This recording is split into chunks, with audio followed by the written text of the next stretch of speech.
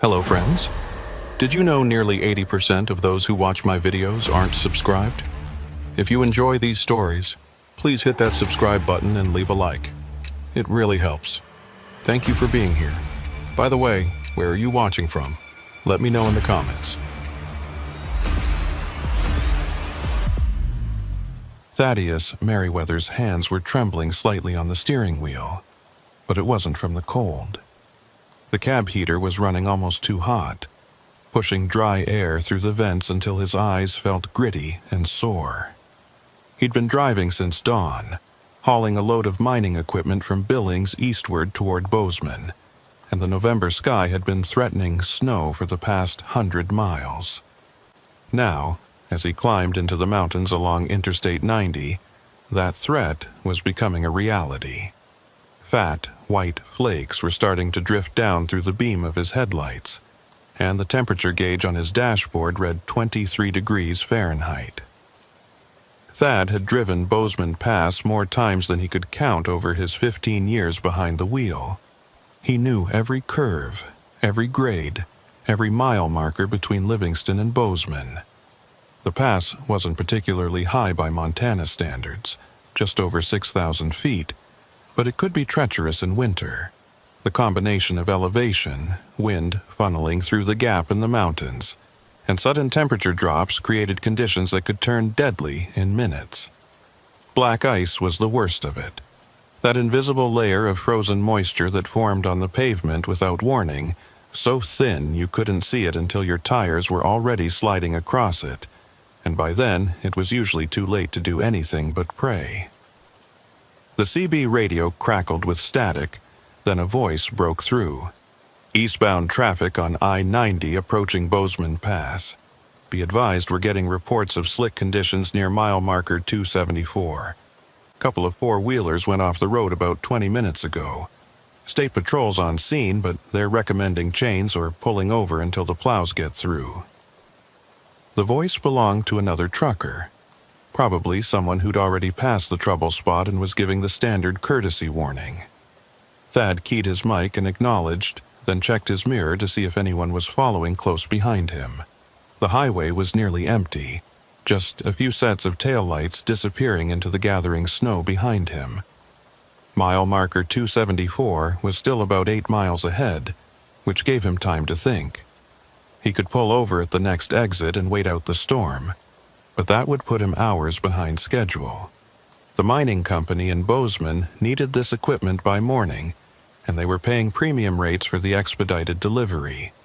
On the other hand, no amount of money was worth sliding off a mountain road in a 70,000-pound rig. Thad had seen too many wrecks over the years, too many trucks crumpled at the bottom of ravines to take winter driving lightly. He eased off the accelerator slightly, bringing his speed down from 60 to 50, then to 45. The engine downshifted with a low growl, and he felt the Jake brake kick in to help control his speed on the grade. The snow was falling harder now, building up on his windshield faster than the wipers could clear it. Visibility was dropping quickly, the world beyond his headlights reduced to a swirling white void. Thad turned up the defroster and leaned forward, squinting through the glass at the road ahead. The pavement looked wet, but not icy, the tires still gripping normally as he navigated the gentle curves. Maybe the reports were exaggerated, he thought. Maybe the worst of it was behind him, and he'd make it through without incident. But even as the thought formed, he felt something change. The truck's handling subtly shifted, the steering becoming just a fraction lighter, the wheels responding to his inputs with a delayed, floating sensation that made his stomach clench. Black ice. He was on it now, that deadly invisible film that turned asphalt into glass. Thad's training took over immediately. He kept his movements smooth and minimal, no sudden corrections, no heavy braking. The truck drifted slightly toward the center line and he turned the wheel gently to compensate, feeling the tires slip and catch, slip and catch. His heart was hammering, but his breathing stayed controlled. This was manageable. He'd driven through worse.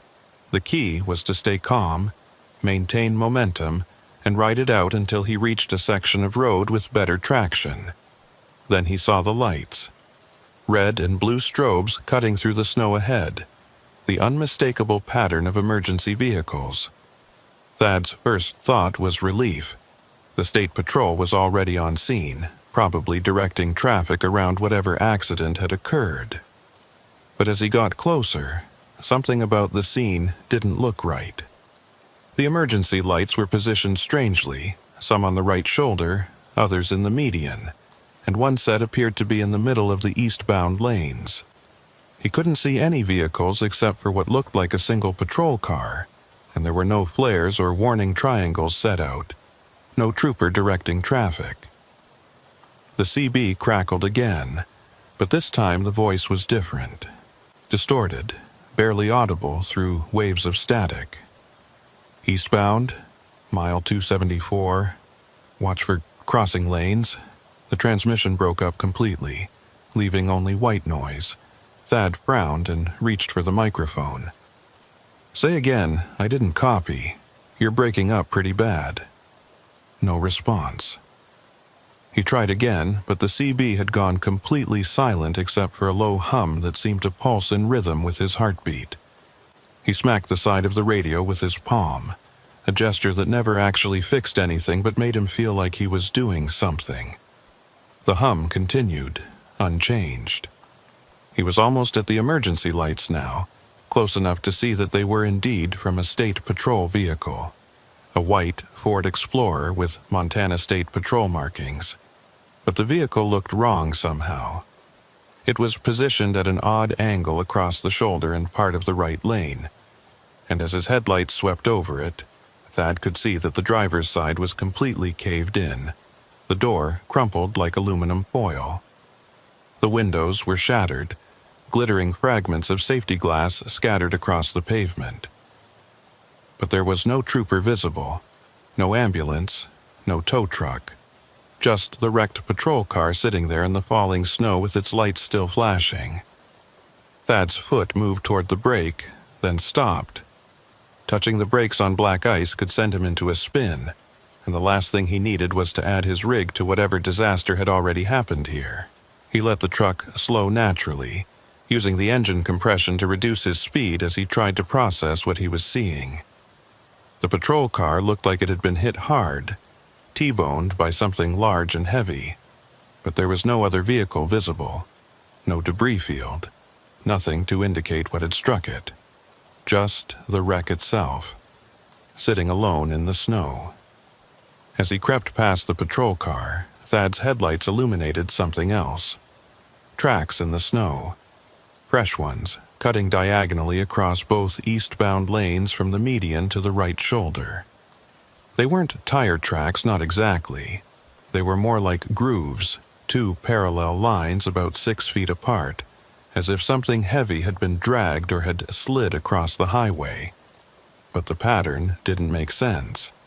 The grooves were too uniform, too straight, and they crossed the patrol car's position without deviation, as if whatever made them had simply passed through the vehicle rather than colliding with it. The CB suddenly erupted with sound, making Thad jump. But it wasn't a voice. It was a tone. A single sustained note, high and piercing, that made his teeth ache. He reached for the volume knob to turn it down, but before his fingers touched it, the tone cut off and was replaced by that same distorted voice he'd heard earlier. Mile marker 274, November 8th, 11:47 p.m., eastbound collision, multiple vehicles, black ice conditions. The voice was reading what sounded like an accident report, but the date was wrong. Today was November 8th, but it was only 9:30 p.m. according to his dashboard clock. And the voice kept repeating the same information over and over, like a recording stuck in a loop. Thad grabbed his phone from the cup holder and tried to dial 911, but there was no signal. He was in the mountains, in a storm, and the nearest cell tower was probably miles away. He looked in his mirrors and saw that the patrol car's lights were fading into the snow behind him, the red and blue strobes growing dimmer until they disappeared completely. He was alone on the highway now, just him and the truck and the falling snow, and that voice on the CB radio droning on about an accident that hadn't happened yet. He tried to convince himself that he was misunderstanding the situation. Maybe the patrol car had been there for hours, and he just hadn't heard about it. Maybe the CB transmission was coming from somewhere else, bouncing off the mountains in a way that made it sound distorted and strange. Maybe the tracks in the snow were from a previous accident that had already been cleared away. There were logical explanations for everything if he just thought it through. But the feeling in his gut told him otherwise. Something was wrong here. Wrong in a way that went beyond bad weather and icy roads. The truck was still sliding more than rolling now, the black ice creating a frictionless surface that made steering almost useless.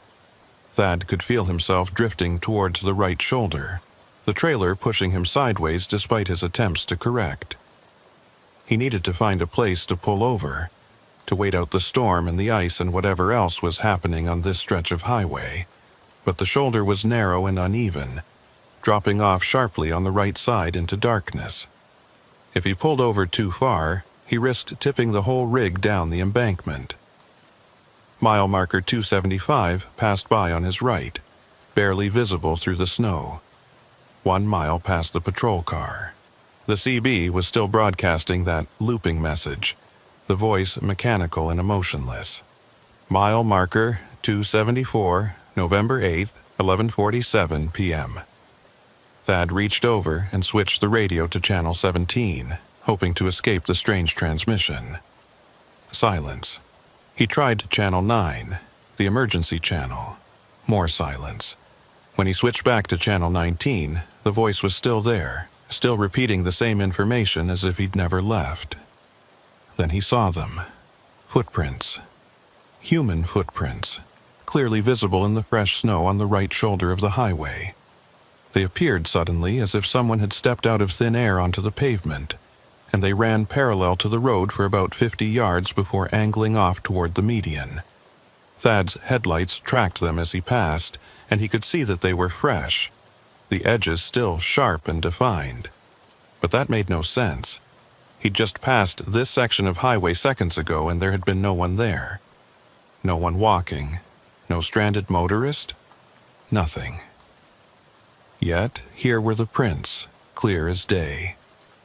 He was about to key the CB microphone to ask if anyone else was seeing this when his headlights caught something in the median. A figure, standing motionless in the center of the grass strip that divided the eastbound and westbound lanes. It was too far away, and the snow was too heavy to make out details, but the shape was unmistakably human. Tall, wearing what looked like a long coat or jacket. Just standing there, facing the highway, not moving. Not waving for help or trying to flag him down, just watching. Thad's breath caught in his throat. Every instinct screamed at him to keep driving, to not stop, to not investigate. But what if it was someone who needed help? What if it was a trooper from the wrecked patrol car, injured and disoriented? He eased off the accelerator even more, bringing the truck down to a crawl. The figure didn't move. Didn't react to his approach at all. And as he got closer, Thad realized something that made his blood run cold. The figure wasn't standing on the snow. It was standing in the snow, as if it had been there long enough to sink down several inches. But the snow had only started falling heavily in the last 20 minutes. The CB crackled. "Do not stop!" A different voice this time, clear and urgent. Eastbound traffic at mile marker 275. Do not stop. Keep moving. Get clear of the pass. Thad grabbed the microphone. "Who is this? What's going on up here?" No answer, just static. He tried it again. "This is eastbound Merriweather hauling mining equipment. I need to know what's happening. There's someone standing in the median and I think they might need help." The static continued for a long moment. Then the voice came back, fainter this time. "Not someone. Keep moving." Thad's hands were shaking again. harder now. He pressed the accelerator and felt the truck lurch forward on the ice, the tires spinning for a second before finding purchase. He was past the figure now, but he couldn't stop himself from looking in the passenger side mirror. The figure was still there, still motionless, but now it had turned. It was facing his direction, watching him drive away. And even though the distance and the snow made details impossible to see, Thad had the overwhelming certainty that the figure had no face. Just a blank expanse where features should have been. He drove faster, pushing the truck up to 50 despite the ice, despite the snow, despite every rule of safe winter driving. He needed to get off this mountain, needed to reach a place with lights and people and normalcy. The CB was silent now, not even static, as if the radio had been unplugged. His phone still showed no signal. The dashboard clock read 9:47 p.m., exactly 17 minutes later than the last time he'd checked, even though it felt like hours had passed. Mile marker 276. Mile marker 277. The snow was easing slightly, visibility improving from near zero to maybe 100 yards. Thad could see the road ahead more clearly now, could see that he was climbing toward the summit of the pass. Another mile, and he'd start the descent toward Bozeman, down out of the worst weather, down to where the pavement would be clearer and the ice would thin out. Just one more mile. That's when he saw the vehicle. It was in the eastbound lanes ahead of him, sideways across both lanes, a dark SUV with its hazard lights flashing weakly. As Thad's headlights illuminated it, he could see steam or smoke rising from under the hood, and the driver's side door was hanging open. But like the patrol car, there was no one visible. No driver, no passengers, no one standing on the shoulder waiting for help. Just an abandoned vehicle blocking the highway. Thad's mind raced. He was still sliding on ice, still moving too fast to stop safely. The SUV was directly in his path, and if he tried to swerve around it, he'd either jackknife the trailer or go off the road completely. He had maybe 3 seconds to make a decision. His foot moved to the brake, touching it lightly, feeling the anti-lock system pulse under his boot. The truck shuddered, slowing but not stopping, and he turned the wheel carefully to the left, aiming for the narrow gap between the SUV and the median. The trailer swung out behind him, the rear wheels losing traction and starting to come around. Thad could feel the rig beginning to jackknife, could feel control slipping away. He counter-steered instinctively, turning into the skid, and somehow, miraculously, the trailer straightened out. He shot past the SUV with maybe 6 inches to spare on the left side, close enough to see through the open driver's door, close enough to see that the interior was empty, except for a cell phone lying on the center console, its screen still glowing. Then he was past it, the SUV shrinking in his mirrors, and he was still upright, still moving, still on the road. The descent began, the grade tilting downward, and Thad could feel the truck wanting to accelerate. He kept his foot off the brake and used the Jake brake and transmission to control his speed, letting gravity and friction do their work. The snow was definitely lighter now, the wind less intense. He was going to make it. He was going to get down off this mountain and into Bozeman, and he was never going to drive Bozeman Pass at night in winter again, as long as he lived. Mile marker 278 appeared on his right, then 279. The ice was breaking up, patches of wet pavement appearing between the frozen sections. Thad's grip on the steering wheel loosened slightly, his breathing coming easier. Whatever he'd experienced up there near the summit, whatever strange things he'd seen, they were behind him now. He'd made it through. But even as relief flooded through him, a part of his mind was cataloging the impossibilities. The wrecked patrol car with no accident scene, the footprints that appeared from nowhere. The figure in the median, the SUV blocking the road. and that voice on the CB reporting an accident at 11:47 p.m. on November 8th, more than 2 hours before it could possibly happen. The CB suddenly came to life again, clear as a bell, as if the strange interference had never existed. Eastbound traffic descending from Bozeman Pass, how's the road treating you? It was a different voice, friendly and casual, the standard trucker small talk. Thad keyed the mic, surprised at how steady his voice sounded. This is eastbound Merriweather. Roads are getting better past mile marker 280. Still some ice up near the summit, though. You might want to chain up if you're heading west. There was a pause. Then the other driver responded. Roger that. Haven't heard any accident reports tonight, so that's good news. Drive safe out there. No accident reports. Thad thought about the patrol car, about the SUV, about everything he'd seen.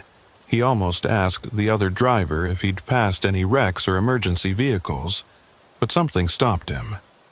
What would he say? That he'd seen vehicles that might not have been there? That he'd received CB transmissions from the future? That a faceless figure had watched him from the median? He'd sound crazy. Or worse, he'd sound like someone suffering from highway hypnosis or fatigue-induced hallucinations. So instead, he just acknowledged and set the mic back in its clip. Mile marker 282. The lights of Bozeman were visible now, a warm glow on the horizon that promised civilization and safety. Thad's hands had finally stopped shaking, but his mind was still racing, trying to make sense of what had happened. He'd driven through something up there on the pass, experienced something that defied explanation. But what? A premonition? A time slip? A warning? Or just the product of stress and bad weather and a tired mind playing tricks? He'd never know for certain, but as he guided his truck down toward the valley floor, toward the delivery depot and a hot meal and a warm bed, Thaddeus Merriweather made himself a promise. Tomorrow, he'd check the news reports, listen to the police scanner, maybe even call the state patrol dispatch and ask if there had been any accidents on Bozeman Pass on November 8th. And if he found that there had been a wreck at mile marker 274 at 11:47 p.m., if he learned that a state patrol vehicle had been struck and damaged at exactly that time and place, then he'd know. He'd know that what he'd experienced wasn't a hallucination or a dream. He'd know that somehow, impossibly, he'd been given a glimpse of something that hadn't happened yet. A warning on the ice. The delivery depot in Bozeman was quiet when Thad pulled in just after 11 p.m. The security guard at the gate, a heavy-set man with a gray beard, waved him through without much interest, barely looking up from his phone. Thad backed the trailer into Dock 7 and killed the engine, but he didn't get out right away. He sat there in the darkness of the cab, listening to the engine tick as it cooled, watching the snow continue to fall in the yellow pools of the parking lot lights. His hands had stopped shaking an hour ago, but the memory of what he'd seen on the pass was still vivid, still refusing to fade into the comfortable blur of road fatigue. He finally climbed down from the cab and walked into the depot office to complete the paperwork. The night manager, a thin woman in her 40s with her hair pulled back in a tight bun, processed his delivery receipt with efficient indifference. "Equipment's not needed until morning anyway," she said, stamping the forms. "You can park in the lot overnight if you want. There's a diner 2 blocks east that's open 24 hours. Thad thanked her and asked if she'd heard anything about accidents on the pass tonight. She shook her head. Been quiet. Storm kept most of the traffic off the roads. You have any trouble coming over? He hesitated, then just said the ice was bad near the summit and left it at that. The diner was called the Grizzly Peak, and it looked exactly like every other truck stop restaurant Thad had ever been in. Vinyl booths, laminate tables, fluorescent lights that made everyone look slightly ill, and the smell of coffee and fryer grease hanging in the air. There were only 3 other customers at this hour, all of them sitting alone at separate booths, staring at their phones or into their coffee cups. Thad took a seat at the counter and ordered eggs, hash browns, and black coffee from a waitress whose name tag read Tansy. She was maybe 60, with dyed red hair and the practiced smile of someone who'd been working the night shift for decades. "Just come over the pass?" Tansy asked as she poured his coffee. Thad nodded. "Road's pretty bad up there?" He wrapped his hands around the warm mug and considered his answer. "Ice was pretty bad around mile marker 274. Saw some emergency vehicles. Looked like there might have been an accident earlier." Tansy's expression didn't change. "That's a bad stretch in winter. Lost a lot of people up there over the years. Ice forms up so fast sometimes drivers don't even know they're on it until they're sliding." She moved away to put his order in, and Thad pulled out his phone. Still no missed calls from the dispatcher, no messages, nothing unusual.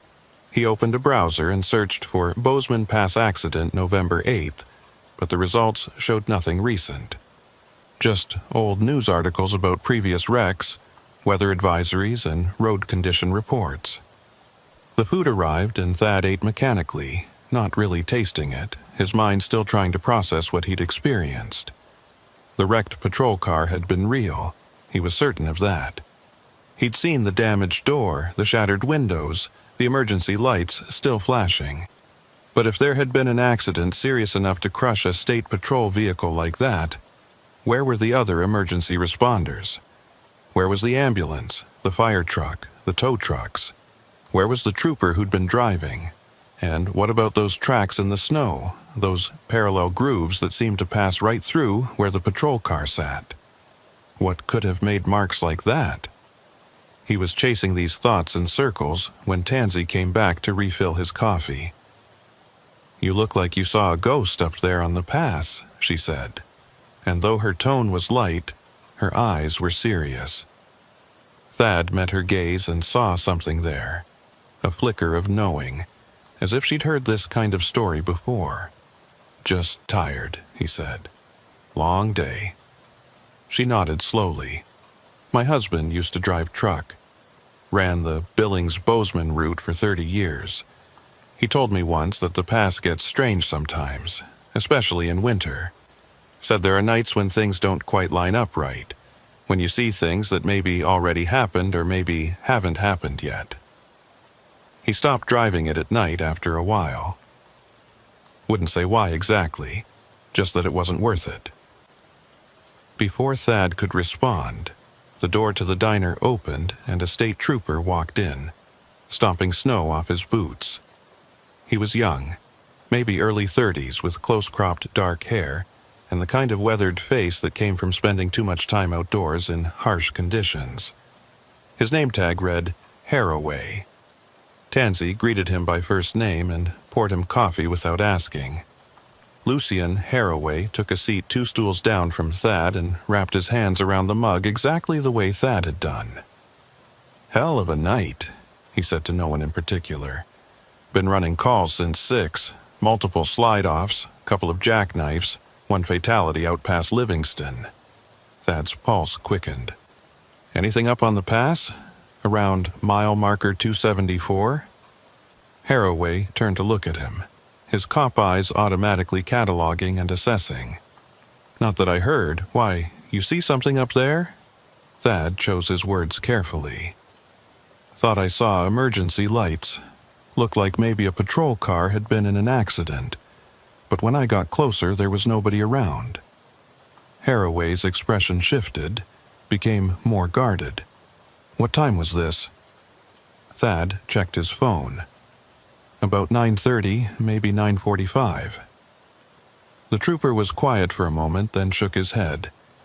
"We didn't have any units in that area tonight. Budget cuts were spread pretty thin.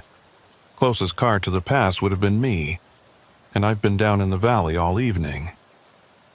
Something about the way Haraway said it felt off to Thad, like the trooper was being carefully truthful but not completely forthcoming. "The vehicle I saw had Montana State Patrol markings," Thad pressed. "White Ford Explorer, looked like it had been T-boned on the driver's side." Lights were still flashing, but no one was there. Haraway's jaw tightened. He glanced at Tansy, and Thad saw her give a small shake of her head, a gesture so subtle he almost missed it. "Like I said," Haraway repeated, "we didn't have any units up there tonight. Maybe you saw an old wreck that hadn't been cleared yet, or maybe the weather was playing tricks. Happens sometimes in heavy snow."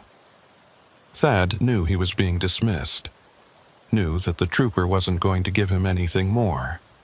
But the look that had passed between Haraway and Tansy told him they both knew something they weren't saying. He decided to push a little harder. "What about the CB radio? I was monitoring Channel 19 and I heard someone giving an accident report for mile marker 274. Said the time was 11:47 p.m., but that was impossible because it was only 9:30 when I heard it." Now, Haraway's expression changed completely.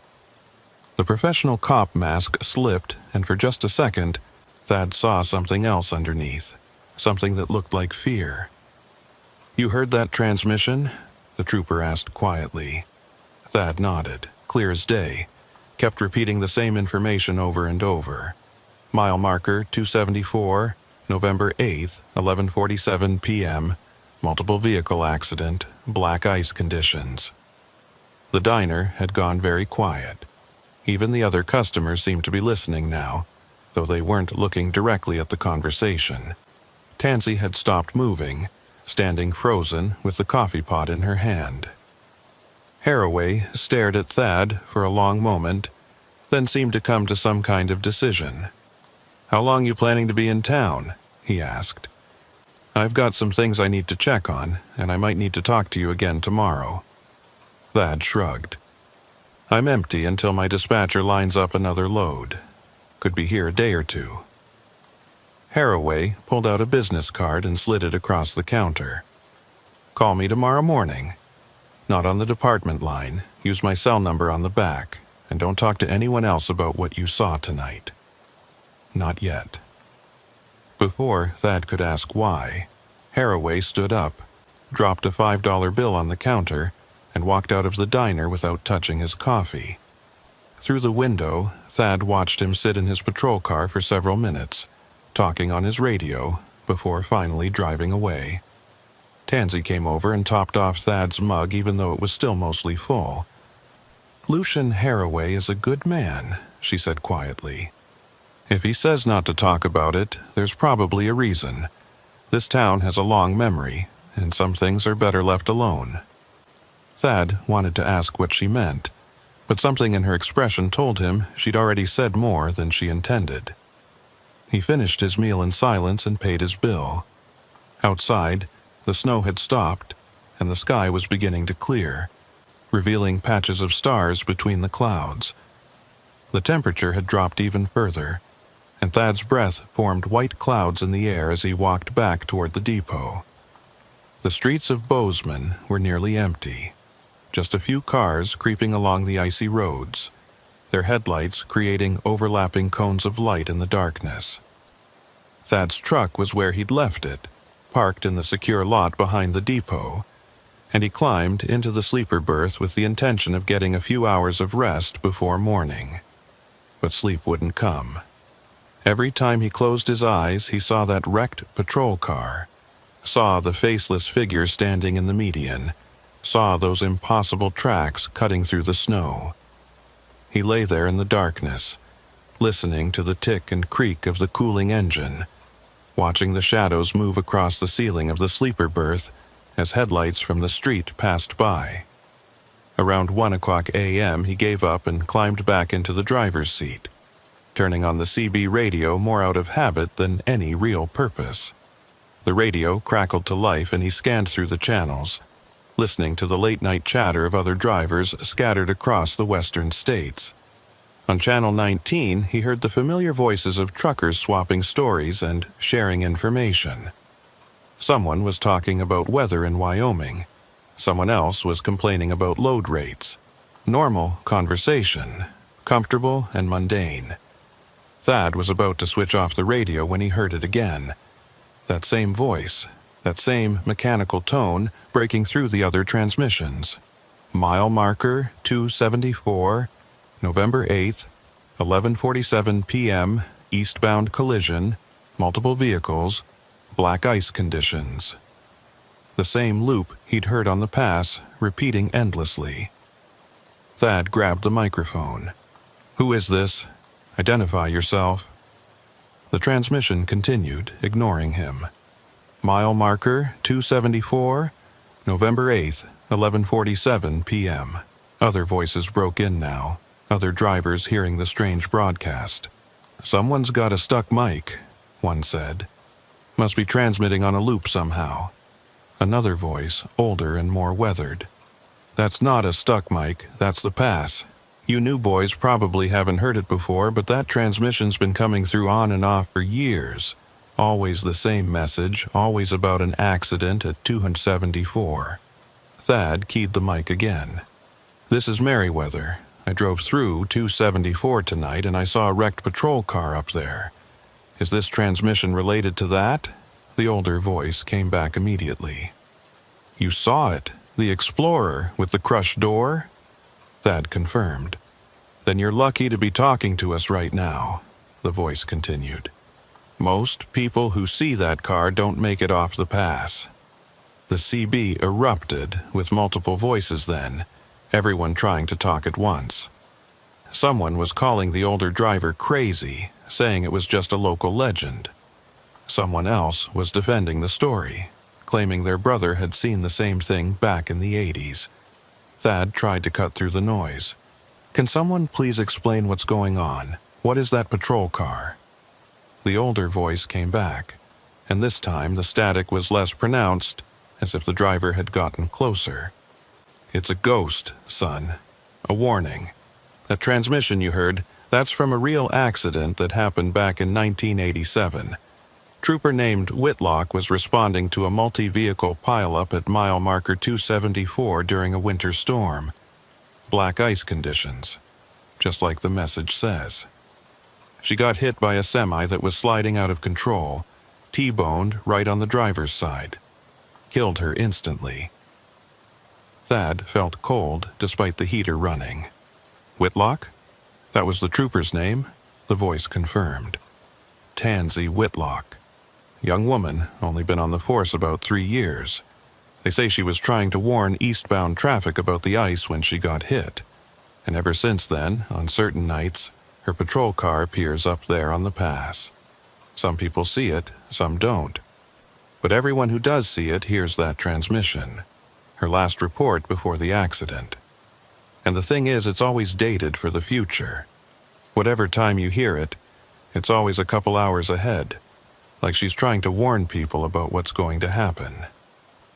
Thad's mind was racing. Tansy Whitlock. The waitress at the diner was named Tansy. That couldn't be a coincidence.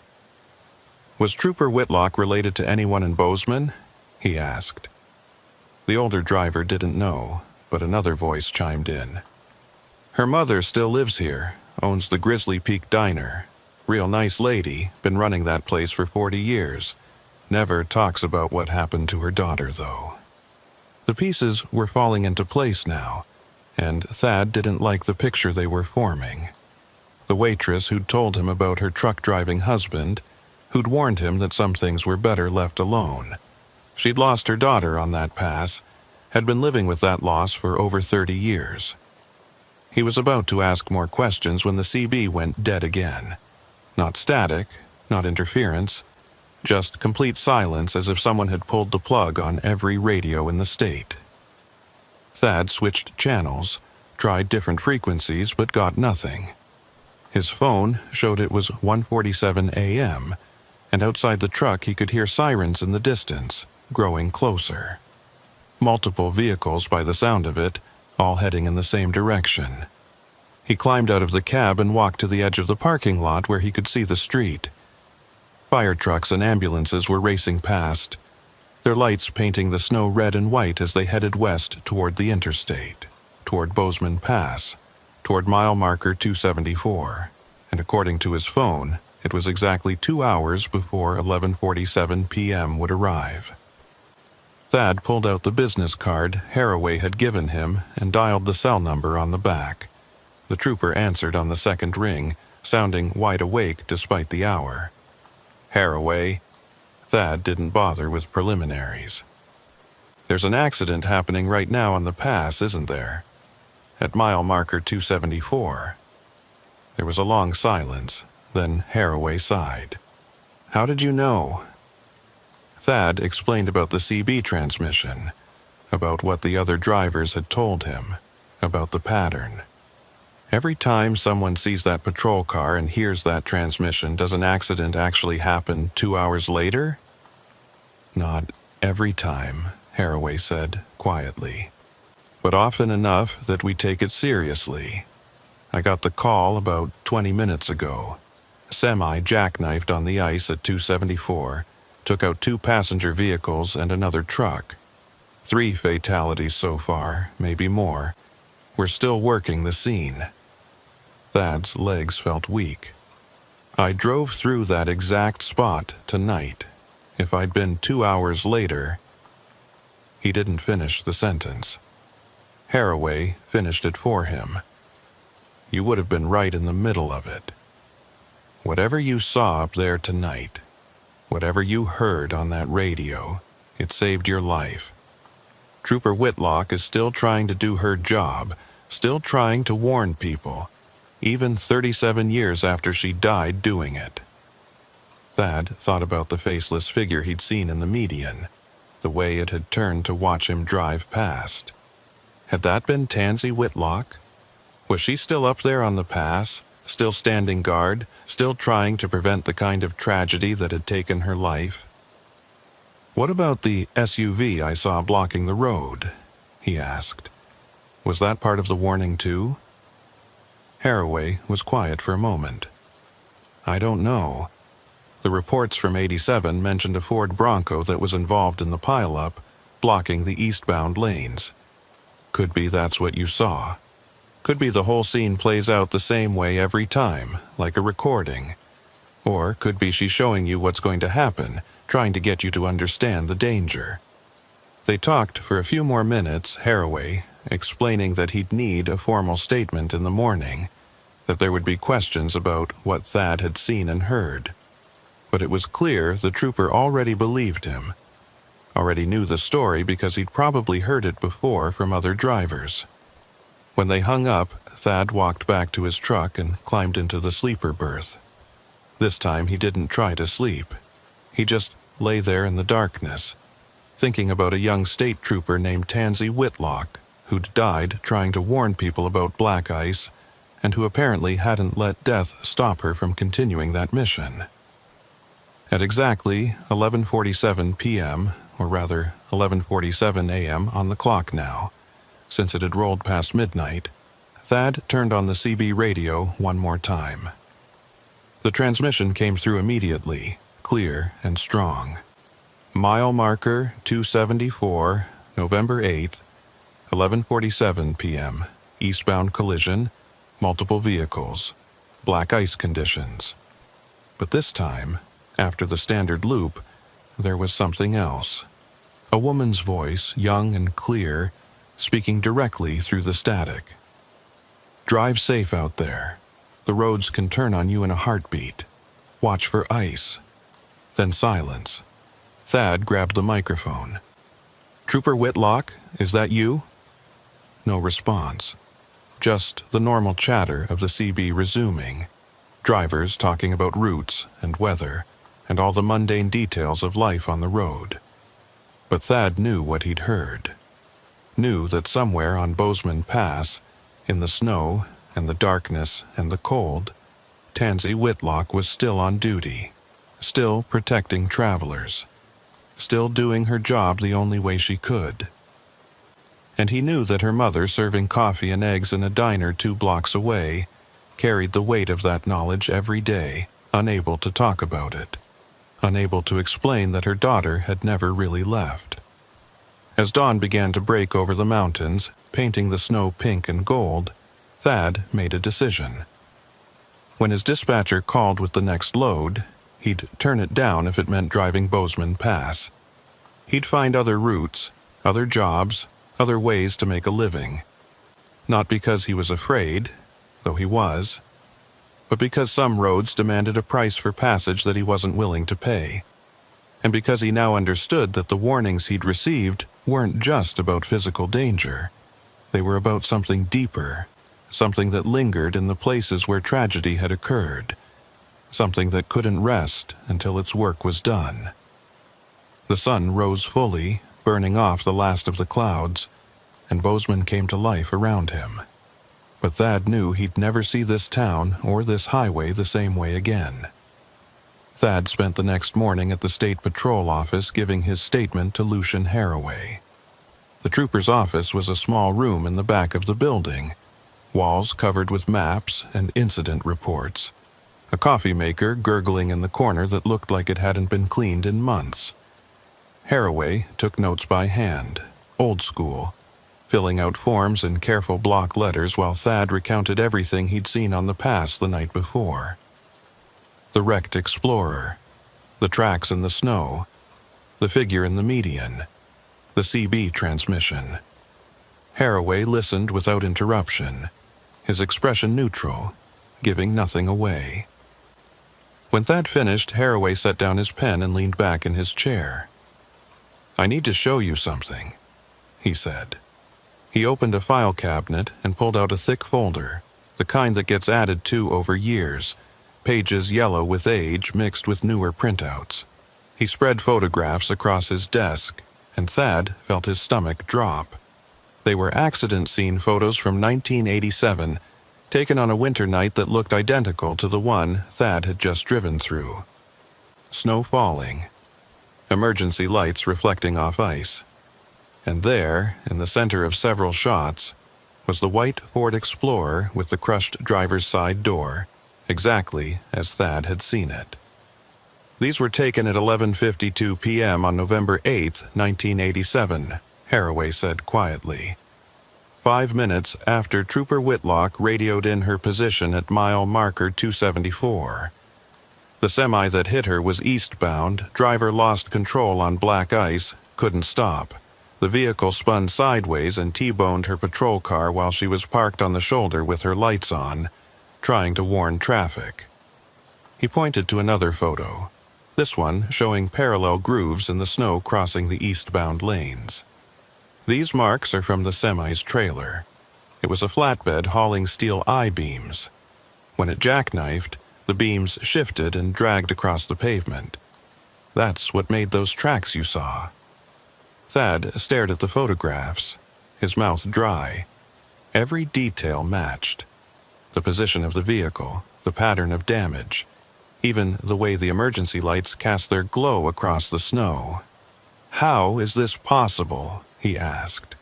"How can something that happened 37 years ago just appear on that highway like it's happening again?" Haraway gathered the photos back into the folder. "I've asked myself that question for the 5 years I've been working this area. I've talked to other troopers, older guys who were here when it happened. I've talked to truck drivers, locals, even brought in someone from the university to study the phenomenon. Nobody has an answer that makes sense." He pulled out another document, this one a log of reported sightings. Thad scanned the entries and felt a chill run through him. The sightings went back decades, dozens of them, maybe hundreds. Different dates, different drivers, but always the same details. Always around mile marker 274, always in winter conditions, always with the CB transmission warning of an accident hours before it occurred. "Not everyone who sees it reports it," Haraway explained. "Most drivers probably think they're hallucinating, or they're too spooked to say anything. But enough people have come forward over the years that we can't dismiss it. And here's the thing that really bothers me." He tapped the log. In 80% of the cases where someone reported seeing Trooper Whitlock's vehicle, there was an actual accident at that location within the next few hours. Thad thought about the pileup that had happened at 11:47 the previous night. About the 3 people who'd died because they'd been in the wrong place at the wrong time. So the warning is real, he said. She's actually preventing accidents by showing up, by giving people advance notice. Haraway nodded slowly. That's what we think. But here's what I can't figure out. Why do some people see her and others don't? Last night, there were at least a dozen vehicles that passed through that area between 9 o'clock and 11 p.m. You're the only one who reported seeing anything unusual. The cars that ended up in the pileup, they drove right through without stopping, without even slowing down. So why you? Why did she show herself to you? It was a question Thad had been asking himself since dawn. He had no answer. He wasn't special, wasn't particularly religious or spiritual, had never experienced anything paranormal before in his life. He was just a truck driver doing his job, same as thousands of others on the roads every night. Maybe it's random, he offered. Maybe she appears to everyone, but only some people actually see her. Haraway didn't look convinced. Or maybe there's a pattern we haven't figured out yet. A reason why certain people are chosen to receive the warning. He closed the folder and locked it back in the filing cabinet. I need you to do something for me. If you ever drive that route again, if you ever see anything unusual on Bozeman Pass, I want you to call me immediately. Day or night, doesn't matter. And I want you to keep a record of exactly what you see, what time you see it. Weather conditions, everything. Thad wanted to tell him that he'd never be driving Bozeman Pass again, that he'd decided to find other routes, but something stopped him. Some instinct told him that this wasn't over, that whatever had happened last night had connected him to that stretch of highway in a way he couldn't just walk away from. So instead he nodded and promised to call if anything came up. Haraway walked him out to the parking lot where Thad's rig sat waiting, the chrome catching the weak November sunlight. One more thing, the trooper said as they stood beside the truck. Tansy Whitlock, the woman who runs the diner, she knows what you saw last night. She's known about her daughter's presence on that highway for 37 years. If you want to understand what's happening, you should talk to her. The Grizzly Peak was busier during the lunch hour, the booths filled with construction workers and local business people taking their midday break. Thad found Tansy behind the counter, pouring coffee and chatting with customers as if she didn't have a care in the world. But when she saw him come in, something shifted in her expression. She gave him a small nod, barely perceptible, and gestured toward the back booth. Thad made his way through the crowded diner and slid into the seat. A few minutes later, Tansy appeared with a pot of coffee and 2 cups. Figured you'd be back, she said, sitting down across from him. Up close, in the daylight, Thad could see the resemblance. The shape of her eyes, the line of her jaw. She looked like an older version of the woman in the photograph Haraway had shown him from the personnel file. Trooper Tansy Whitlock, age 26, smiling in her dress uniform. Lucian told me you gave a statement this morning, she continued. Told me you saw my daughter's car on the pass, heard her voice on the radio. Thad nodded, unsure what to say. How did you talk to a mother about her dead daughter appearing on a highway as a ghost? Tansy saved him from having to figure it out. I know what you're thinking. You're thinking I'm some grief-stricken old woman who's convinced herself her daughter is still alive in some way because I can't let go. But that's not what this is. I know Tansy is dead. I buried her in 1987, went to the funeral, watched them lower her casket into the ground. She's gone, and no amount of wishing will bring her back. She paused, staring down into her coffee cup. But something of her stayed behind on that pass. Something that won't rest, won't move on, and I think I know why. She told Thad about the night of the accident, details that hadn't been in the official reports or the newspaper articles. How her daughter had volunteered for the night shift even though she had the next day off, because another trooper had called in sick and they were short-staffed. How she'd been excited about a date she had planned for the following weekend with a guy she'd met at a training seminar. How she'd called her mother from the patrol car around 9 p.m. to check in, to say the roads were getting bad and she was heading up to the pass to monitor conditions. That was the last time Tansy heard her daughter's voice. The real voice, not the one that came through on CB radios in the middle of winter nights. The thing about my Tansy, the older woman said, was that she took her job seriously. Too seriously, her sergeant used to say. She believed that being a state trooper meant protecting people, really protecting them, not just writing tickets and directing traffic. So when she got the call about vehicles sliding off the road at mile marker 274, she didn't hesitate.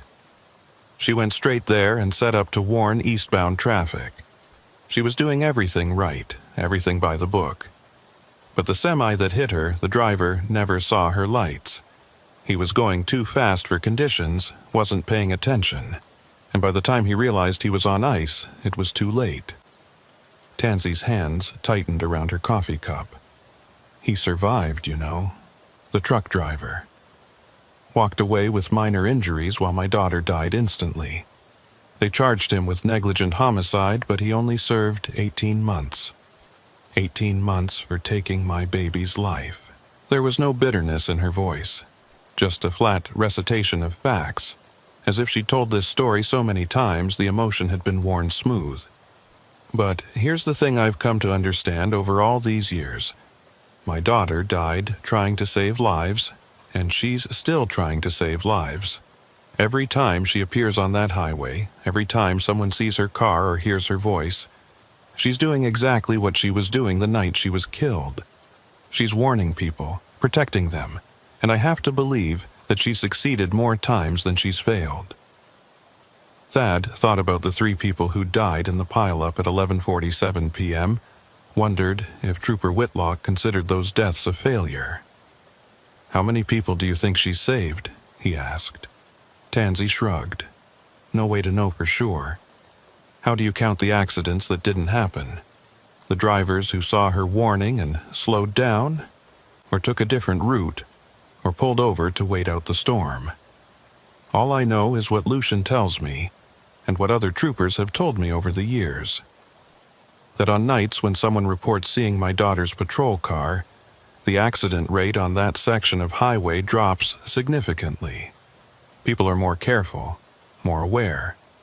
Maybe that's her real gift, not preventing every tragedy, but making people pay attention to the danger." They sat in silence for a while, the noise of the diner washing over them. Finally, Thad asked the question that had been nagging at him since the previous night. "Why did I see her? What made me different from all the other drivers on the road last night?" Tansy looked at him with those knowing eyes that had seen too much loss and somehow survived it. "I think she chooses people who will listen, people who will take the warning seriously instead of dismissing it. You didn't just see her car and keep driving. You noticed the details, asked questions, tried to understand. And when you heard her voice on the radio, you paid attention. That's why she showed herself to you." Before Thad could respond, his phone rang. The dispatcher finally calling with a new load assignment. Thad stepped outside to take the call, expecting to hear about a run to Seattle, or maybe down to Salt Lake City. Instead, the dispatcher told him about a rush delivery that needed to be picked up in Butte and delivered to Billings by the following morning.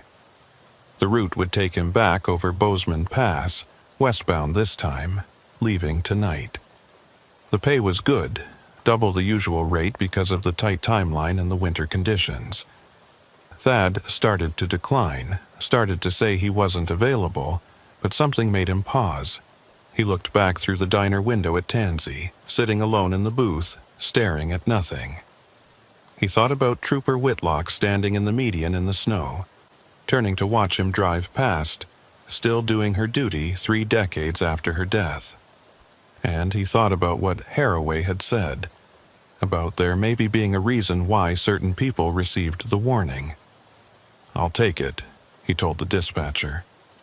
"Send me the pickup details." When he went back inside, Tansy was gone. The booth was empty, the coffee cups cleared away. But there was a note left on the table, written in precise handwriting on the back of a diner receipt. "Be careful on the pass tonight. She'll be watching for you." Thad picked up the load in Butte just after 5 p.m. It was industrial machinery, heavy enough that he'd need to take the mountain grade slowly and carefully. The sun was already setting as he headed east on I-90, the sky turning deep purple and orange behind the peaks. Weather reports called for clear conditions overnight, temperatures dropping into the teens, roads dry. No snow in the forecast, no ice warnings, just a cold, clear November night in the Montana mountains. Thad should have felt relieved, but instead he felt a growing sense of unease as he approached the pass. Mile marker 274 westbound was the mirror image of the eastbound side where Trooper Whitlock had died, separated by a median but sharing the same elevation and exposure to wind. If black ice formed on one side, it would form on the other. Thad checked his mirrors and saw only a few scattered vehicles behind him, their headlights small and distant. Traffic was light tonight. Most sensible people already home for the evening, not willing to risk mountain driving in the cold. He adjusted his grip on the steering wheel and settled in for the climb, trying to ignore the flutter of nerves in his stomach. The pass looked different at night, more imposing somehow, the mountains rising dark against the stars on either side. Thad's headlights carved a tunnel through the blackness, illuminating the white fog line and the reflective mile markers as they counted down. 280, 279, 278. The pavement was dry, his tires gripping normally, no sign of ice. The CB radio was quiet, except for occasional distant chatter from other drivers scattered across the state. Everything was normal. Everything was fine. And yet Thad couldn't shake the feeling that something was wrong, that something was waiting ahead in the darkness. At mile marker 276, he saw the first sign that his instincts were correct. Flares, the old-fashioned kind that burned with a red flame, were set out in a pattern across the westbound lanes, warning of something ahead. Thad slowed down, scanning the road for whatever hazard the flares were marking. But he couldn't see anything. No accident, no construction, no disabled vehicle. Just the empty highway and those burning flares casting their red glow across the pavement. He reached for the CB microphone. "Westbound on I-90 approaching mile marker 276. Anybody know what's with the flares? I'm not seeing any kind of incident here." No response. The CB remained silent. Thad crept forward, passing between the flares, expecting to see emergency vehicles or road workers at any moment. But there was nothing. Just more empty highway stretching ahead into the darkness.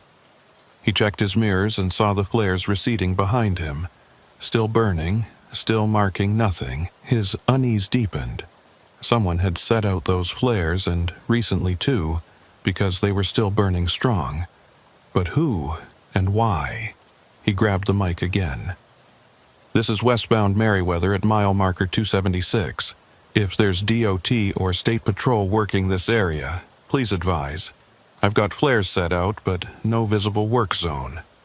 This time he got a response, but it wasn't what he expected. Static-filled and distorted, a woman's voice breaking through in fragments. "Westbound, 274, watch for crossing." It was the same voice he'd heard the previous night, Trooper Whitlock's voice, giving a warning he couldn't quite make out. Thad's pulse quickened. "Say again, I didn't copy. What am I watching for?" The static intensified, then cleared suddenly. The voice came through perfectly clear. No distortion, no interference. Watch for the crossing at 274. They don't always stop. Then silence. They don't always stop. What did that mean? Who doesn't stop? Thad's mind raced as he approached mile marker 274, his speed down to 35 miles per hour now, his eyes scanning the road ahead for whatever danger Trooper Whitlock was warning him about. The westbound lanes were empty, no traffic visible in either direction. The pavement was still dry. The temperature gauge on his dash read 18 degrees, cold enough for ice, but no moisture to freeze. Everything looked safe. Everything looked normal. And then he saw them. Headlights appearing suddenly in his lane, heading directly toward him. 2 vehicles, maybe 3, driving westbound in the eastbound lanes. No, that wasn't right. They were in his lanes, the westbound lanes, but they were going the wrong direction. They were heading east directly into oncoming traffic, directly toward Thad's truck. He jerked the steering wheel right, pulling onto the shoulder as the headlights bore down on him. For a fraction of a second, he could see the vehicles clearly. Old cars, 1980s models, a sedan, and a station wagon, and something that looked like a Bronco. They passed him in a rush of displaced air and were gone, vanishing into the darkness behind him. Thad stood on the brakes, the anti-lock system pulsing under his foot as the truck shuddered to a stop on the narrow shoulder. His heart was slamming against his ribs, his breath coming in short gasps. He grabbed the CB mic with shaking hands. "Westbound Merriweather at mile marker 274. I just had 3 vehicles pass me going the wrong way. They were heading east in the westbound lanes. Someone needs to stop them before they cause a head-on collision." He waited for a response, any response, but the radio stayed silent. He tried again, his voice rising. "This is an emergency. Wrong-way drivers at mile marker 274. Finally, a voice came back. It was Lucian Haraway, and he sounded exhausted. "Merriweather, this is Trooper Haraway. I need you to calm down and tell me exactly what you saw."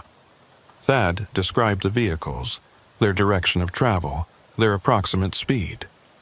Haraway listened without interrupting, then said quietly, "Those vehicles were part of the original accident in 1987. They're what Trooper Whitlock was trying to warn eastbound traffic about when she was killed. 3 cars had lost control on black ice and ended up going the wrong way. She saw them coming and tried to alert approaching vehicles. That's what you just saw. Not real cars, echoes." Echoes. Thad looked in his mirrors but saw only darkness. The vehicles were gone, if they'd ever really been there at all. "I felt them pass me," he said. "I felt the wind from them." Haraway sighed. "I know. Other drivers have reported the same thing. It feels completely real, but if you check your dashcam footage, if you've got one running, you won't see anything. Just an empty highway and your truck swerving onto the shoulder for no apparent reason." Thad realized the trooper was right. His dashcam had been recording the whole time. He could review the footage and prove to himself what had really happened. But somehow he knew what he'd find. Nothing, just like Haraway said. "Why is this happening?" Thad asked. "Why am I seeing things from 1987? Haraway's answer was barely audible over the radio static. "Because some nights on that pass, time doesn't work the way it should. The accident keeps replaying itself over and over, like a loop. Trooper Whitlock trying to save lives, the wrong-way vehicles, the whole tragedy. And sometimes people like you get caught in it, get shown what happened as a warning about what could happen. I don't understand it, nobody does, but I've learned to accept it." He paused. "Are you okay to keep driving? Because if you need to pull over and wait for daylight, I can arrange for another trooper to sit with you." Thad looked ahead at the dark highway stretching toward Billings. Behind him, mile marker 274 was already receding into the distance. Whatever he'd experienced, whatever he'd seen, it was over now. The road ahead looked normal. Felt normal. "I'm okay," he told Haraway. "I'll keep going." They ended the transmission and Thad pulled back onto the highway, accelerating slowly until he was up to cruising speed. The rest of the drive passed without incident, and he delivered his load to Billings just before dawn. But as he headed back empty toward Bozeman, as the sun rose over the mountains and burned away the night, Thaddeus Merriweather knew he would be returning to this highway again, would be driving this pass again. Because somehow, impossibly, he'd become part of the story that wouldn't end, connected to a trooper who died before he ever started driving truck, bound to a stretch of road where the past and present collided in ways that defied explanation. 3 weeks passed before Thad drove Bozeman Pass again. 3 weeks of hauling loads through Idaho, Wyoming, and the Dakotas, always finding reasons to take routes that avoided Interstate 90 through Montana. His dispatcher noticed and started asking questions, wondering why Thad was turning down profitable runs that would take him through his home state. Thad made excuses about wanting to see different country, about avoiding the winter weather in the mountains, but the truth was simpler and more complicated than that. He was afraid, not of the road itself, not of the ice or the snow or the steep grades. He was afraid of what he might see there, afraid of being pulled deeper into something he didn't understand. But avoidance only worked for so long in the trucking business. Eventually, the loads dried up on the routes he'd been running, and eventually his dispatcher called with an offer he couldn't refuse. A high-priority shipment of medical equipment from Spokane to Billings, premium pay, tight deadline. The most direct route was I-90 through Missoula and over Bozeman Pass. Thad tried to negotiate an alternate route, maybe south through Idaho and up through Wyoming, but the dispatcher was firm. The customer needed the equipment by morning, and the only way to make that happen was the direct shot across Montana. Thad sat in his truck outside a warehouse in Spokane, staring at his phone, knowing what his answer had to be, but not wanting to say it. Finally, he took the load. The drive across the Idaho Panhandle was uneventful, the highways clear and dry despite the December cold. Thad crossed into Montana just after sunset, the western sky still holding on to the last traces of daylight, deep purple fading to black. He stopped for fuel in Missoula and checked the weather reports. Clear skies overnight, temperatures in the low 20s, no precipitation forecast. The road conditions website showed green across the board for I-90, all chains removed, bare pavement reported. It should have been an easy run, a routine night's work, but Thad's hands were sweating as he climbed back into his cab and pointed the truck east toward Bozeman. Mile markers counted down as he climbed into the mountains. 120, 110, 100. The highway curved and twisted through the darkness, following the path of the Clark Fork River, hemmed in by peaks that rose invisible against the night sky. Thad had the CB radio on, monitoring the usual chatter, listening for any hint of trouble ahead. A driver heading westbound reported good conditions over the pass, dry roads, and light traffic. Another voice confirmed, saying he'd just come through without any issues. Everything pointed to a normal crossing, nothing to worry about. And yet, Thad couldn't shake the feeling that had been building since Spokane, the certainty that something was waiting for him up on that pass. At mile marker 90, his CB radio crackled, and Lucian Haraway's voice came through. "Eastbound traffic approaching Bozeman Pass. This is Montana State Patrol. Be advised, we're conducting a safety check at mile marker 274. All commercial vehicles, please prepare to stop." Thad grabbed the microphone. "Trooper Haraway, this is Merriweather. What kind of safety check?" There was a pause, longer than it should have been, and when Haraway responded, his voice was tight. "Just routine, Merriweather. Need to talk to you for a few minutes when you come through. Nothing to worry about." But something in the trooper's tone told Thad there was plenty to worry about. He found Haraway's patrol car parked on the shoulder at mile marker 274, right where Trooper Whitlock's vehicle had appeared 3 weeks ago. The trooper was standing beside his car, breath forming white clouds in the headlight beams, and he waved Thad over to the shoulder. Thad pulled off the highway and climbed down from his cab, the cold hitting him like a physical blow. "What's going on?" he asked. Haraway looked tired, older than he had 3 weeks ago, as if he hadn't been sleeping well. "I need you to see something," he said. "Come with me." He led Thad across the shoulder to the edge of the median and pointed down at the snow. Footprints. The same footprints Thad had seen 3 weeks ago, running parallel to the highway before angling off toward the center of the median. But these were fresh, made within the last hour, according to Haraway, and they led to a spot about 50 yards away where something dark was lying in the snow. "I got a call about an hour ago," Haraway said quietly. Westbound driver reported seeing a woman standing in the median at this exact location. Said she was wearing what looked like a state patrol uniform. He slowed down to check on her, but by the time he got stopped and backed up, she was gone. Just those footprints leading to that spot where you can see something lying in the snow. Thad felt his stomach clench. "What is it? What's lying there?" Haraway didn't answer, just started walking toward the dark shape in the median. Thad followed, his boots crunching through the frozen crust, his breath coming faster than the walking warranted. As they got closer, he could see it was a coat, a heavy winter coat spread out on the snow as if someone had been lying there and simply vanished, leaving only the coat behind. Haraway knelt down beside it and turned on his flashlight. The coat was a Montana State Patrol issue jacket, the kind troopers wore in winter.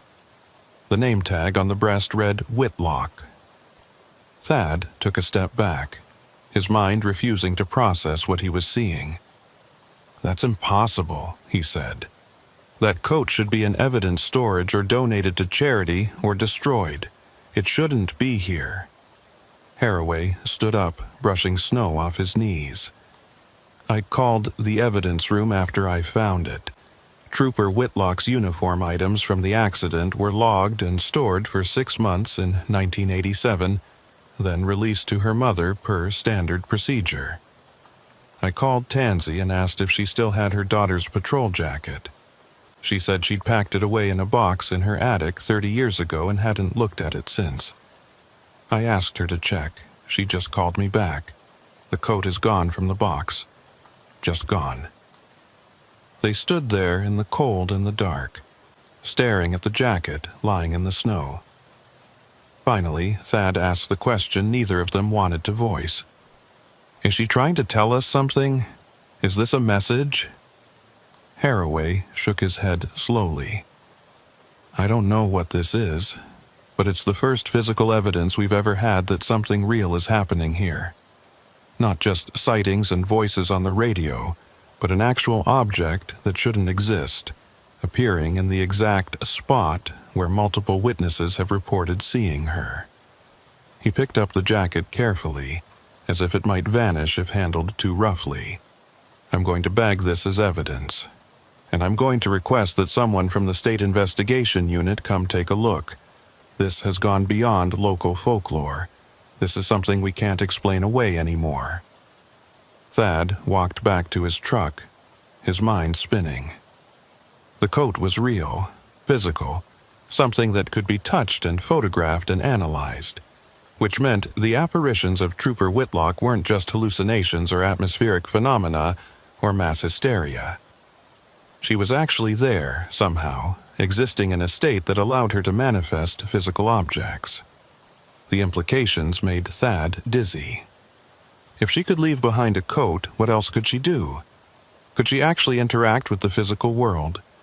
Could she prevent accidents directly instead of just warning about them? And if so, why didn't she? What were the rules that bound her to that stretch of highway? He was about to climb back into his cab when Haraway called out to him. "Merriweather, wait." The trooper walked over, carrying the bagged jacket. "I need to ask you something, and I need you to be honest. Have you experienced anything unusual in the last 3 weeks? Dreams, visions, anything that might be related to this?" Thad thought about the nightmares he'd been having. The ones where he was driving through endless snow while faceless figures watched from the roadside. The ones where he heard his CB radio broadcasting warnings about accidents that hadn't happened yet. He'd dismissed them as stress, as his mind processing the strange experiences he'd had. But now he wondered. "Just dreams," he admitted. "Nothing concrete. Why?" Haraway looked uncomfortable. "Because the other drivers who've had encounters with Trooper Whitlock, the ones who've reported seeing her vehicle or hearing her voice, some of them have reported ongoing experiences afterward. Continued sightings, premonitions about accidents, a sense of being watched when they drive this route. It's like she forms a connection with certain people, and that connection doesn't break just because they leave the pass." Thad felt cold that had nothing to do with the December temperature. "Are you saying she's haunting me?" Haraway shrugged. "I'm saying she might be trying to communicate with you, trying to use you for something. I don't know what or why. But if you start experiencing anything more than dreams, anything that affects your ability to drive safely, I need to know about it." Thad promised to call if anything unusual happened, then climbed into his truck and got back on the highway. The rest of the trip to Bozeman passed without incident, and he delivered his load just after midnight. But he couldn't stop thinking about that jacket lying in the snow, about Trooper Whitlock manifesting physical objects, about the possibility that she was reaching out to him specifically for some purpose he didn't yet understand. He checked into a motel and tried to sleep, but the dreams came again. This time, they were more vivid, more specific. He dreamed he was driving the pass during a blizzard, visibility near zero, when he saw a figure standing in the middle of the highway waving frantically for him to stop. He hit the brakes, but the truck kept sliding on ice, sliding toward the figure, and just before impact he jolted awake, his heart hammering. The next morning, Thad drove back to the Grizzly Peak for breakfast. Tansy was there, moving between tables with her coffee pot, and when she saw him she gave a small nod of recognition. He waited until the morning rush had cleared out, then approached her at the counter. "Trooper Haraway told me about your daughter's jacket," he said quietly, "about it appearing in the median." Tansy's expression didn't change, but her hand tightened on the coffee pot handle.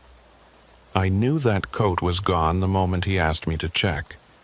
I felt it leave somehow, felt something shift in my house like the air pressure changed. I went up to the attic and the box was still there, still taped shut, but the jacket was gone, like it had never existed." She poured herself a cup of coffee and sat down beside him at the counter. "I need to tell you something," she said. "Something I've never told Lucian or any of the other troopers because I knew they'd think I was crazy. But you've seen her now, experienced what she can do, so maybe you'll understand." She took a sip of coffee, gathering her thoughts. "My daughter appears to certain people for a reason, not randomly. She chooses drivers who are going to be involved in accidents on that pass in the future. Drivers who are going to die there if they don't change something about how they drive, about the choices they make." Thad felt his blood turn cold. "What are you saying?" Tansy met his eyes. "I'm saying that everyone who's reported seeing her vehicle or hearing her voice, everyone who's had a clear, undeniable encounter with her, has either been in a serious accident on that pass within the next year or has avoided one by heeding her warnings. She's not just protecting random travelers. She's protecting specific people who are marked for tragedy. And the fact that she's showing herself to you, the fact that her jacket appeared while you were there, means you're one of them. Means that at some point in your future, maybe soon, maybe months from now, you're going to face a choice on Bozeman Pass. And if you make the wrong choice, you won't survive it. Thad wanted to argue, wanted to tell her she was reading too much into coincidence and pattern-seeking. But he thought about the dreams, about the feeling of being watched, about that moment when he'd swerved to avoid the phantom vehicles and felt his truck start to jackknife. He thought about how close he'd come to losing control, how a few more degrees of drift, and he would have rolled the entire rig down the mountainside. "What am I supposed to do?" he asked. "How do I know what choice she's warning me about?" Tansy shook her head. "You won't know until the moment comes. All you can do is stay alert when you drive that pass. Trust your instincts, and if you see her again, if she appears or speaks to you, listen. Really listen, because she's trying to save your life." Over the next 2 months, Thad drove Bozeman Pass another 8 times, and each time he felt the weight of Tansy's words pressing down on him. He drove more carefully than he ever had, constantly scanning for ice, monitoring weather conditions obsessively, keeping his speed conservative even when the roads were clear. And each time he approached mile marker 274, he felt his pulse quicken, felt that sense of anticipation and dread. But nothing unusual happened. No apparitions, no CB warnings, no phantom vehicles. Just a normal mountain highway with normal winter traffic. He started to wonder if maybe Tansy had been wrong, if maybe the encounters had been a one-time thing, a strange anomaly that wouldn't repeat. Then came the night in late February when everything changed. Thad was eastbound with a load of lumber, running late because of delays at the pickup. It was just after 10:00 p.m., and he was pushing harder than he should have been, trying to make up time. The weather was clear, the roads dry, and he'd let his speed creep up to 70 on the straightaways. He was approaching mile marker 280 when he saw the flares again. The same red burning flares he'd seen in November. They were set out across both lanes, forcing traffic to slow down. Thad's foot moved toward the brake, but something made him hesitate. The flares hadn't been there 2 minutes ago when the last westbound truck had passed him. There hadn't been time for anyone to set them out. He slowed to 40 miles per hour and crept forward, scanning the road ahead. No accident, no construction, no emergency vehicles, just those burning flares casting their red light across the pavement. And then he saw her. Trooper Tansy Whitlock, standing in the middle of the highway, wearing her patrol uniform and that heavy winter jacket.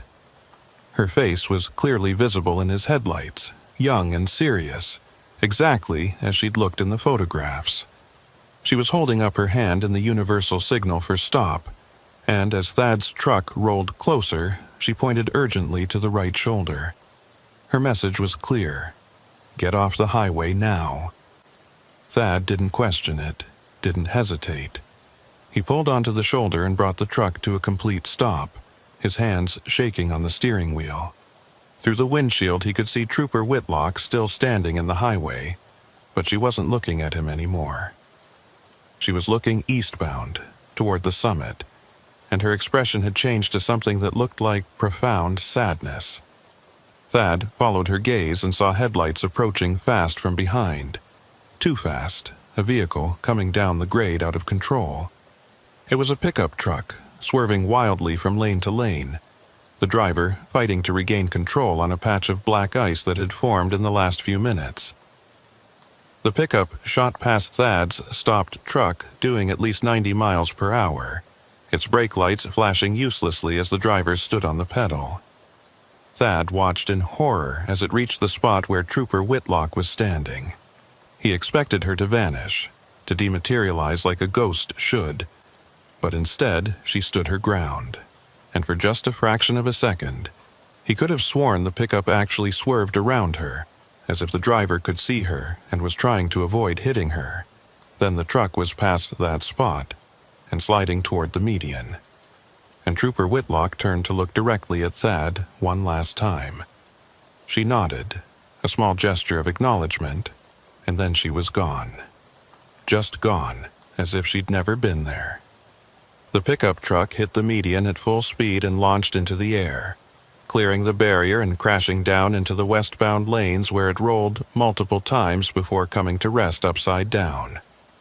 Thad grabbed his phone and dialed 911, reporting the accident, then grabbed his fire extinguisher and flashlight and ran toward the wreck. The driver was still alive, trapped in the crushed cab, bleeding but conscious. Thad helped stabilize the vehicle and kept the driver talking until emergency services arrived 20 minutes later. The paramedics told him later that the quick response had probably saved the driver's life, that another 10 minutes of bleeding and exposure might have been fatal.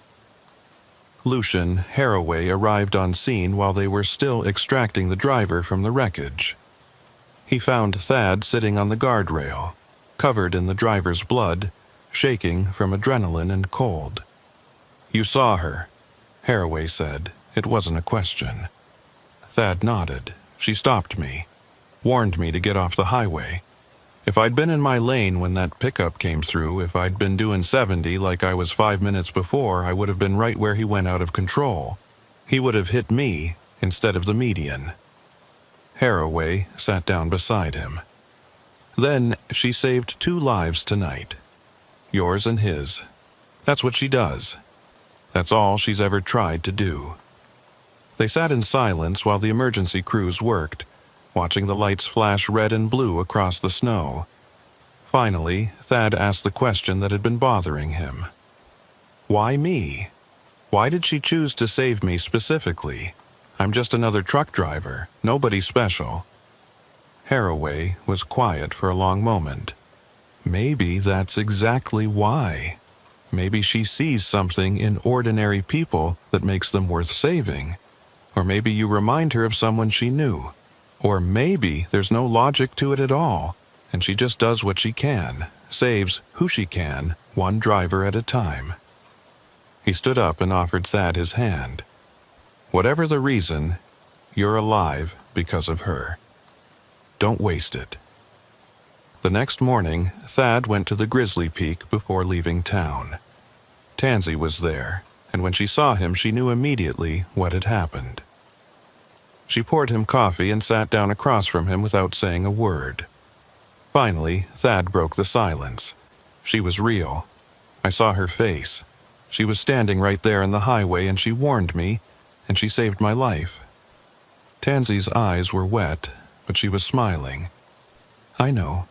Lucian called me last night, told me what happened." She reached across the table and squeezed Thad's hand. "My daughter is still out there protecting people, still doing the job she loved, and that gives me more comfort than you could possibly understand."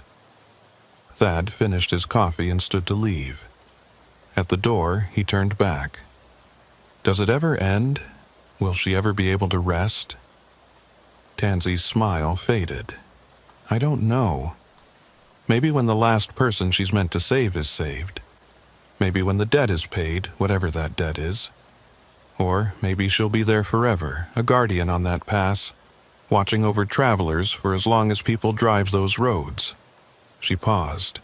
"But I hope not. I hope someday she finds peace. I hope someday I look up to that pass and I know she's finally gone home." Thad drove Bozeman Pass dozens more times over the following years, and he never saw Trooper Whitlock again.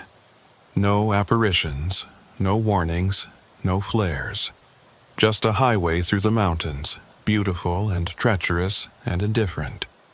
But he never forgot what he'd experienced.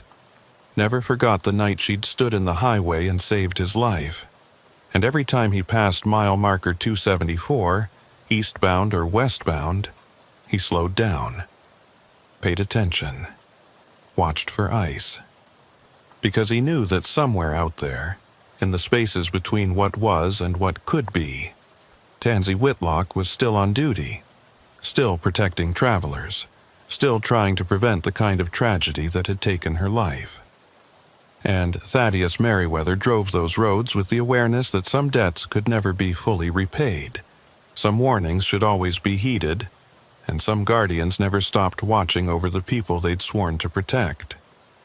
The black ice could kill you in an instant, invisible and deadly. But sometimes, if you were very lucky, you got a warning. You got a chance to change your fate, and if you were smart, you took it.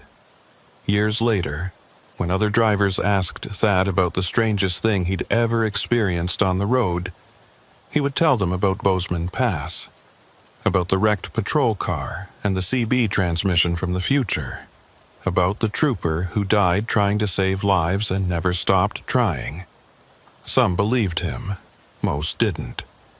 But every driver who heard the story remembered it, and when they drove through Montana in winter, when they climbed up into those mountains, and the temperature dropped and the first snowflakes started to fall, they drove a little more carefully, watched a little more closely for ice. And maybe that was the point. Maybe that was Trooper Whitlock's real legacy. Not the individual lives saved, but the collective awareness raised. The reminder that the road demands respect, that winter demands caution, and that sometimes the warnings we receive come from the most unexpected sources. Thad never learned why he'd been chosen to receive those warnings, why Trooper Whitlock had appeared to him multiple times when most drivers never saw her at all. But he stopped trying to understand it. Some mysteries weren't meant to be solved. Some questions didn't have answers. All he knew was that he'd been given a gift, a second chance, and he wasn't going to waste it. He drove more carefully, helped other drivers when he could, paid attention to warnings, whether they came from weather reports or CB radios or instincts he couldn't explain. And late at night, when he was driving through darkness on some lonely highway far from Montana, he sometimes wondered if Trooper Whitlock had found others like him. Other drivers who needed warnings, who were marked for tragedy, who could be saved if someone just showed them the danger in time. He hoped she had. He hoped she was still out there doing her job, still protecting travelers, still making a difference one warning at a time. Because the alternative, that she was trapped alone on that pass, unable to rest, unable to move on, was too sad to contemplate. The black ice never announced itself. It formed in silence, invisible and deadly, waiting for the unwary. But sometimes, if you were very lucky and very blessed, you got a warning before you hit it. A voice on the radio, a figure in the median, a set of flares that shouldn't exist. And if you were smart, you listened, you slowed down, you survived. That was the lesson Thaddeus Merriweather carried with him for the rest of his driving career, through thousands of miles and hundreds of winter nights. The road was always dangerous, but it didn't have to be fatal. Not if you paid attention to the warnings. Not if you remembered that some guardians never stop watching.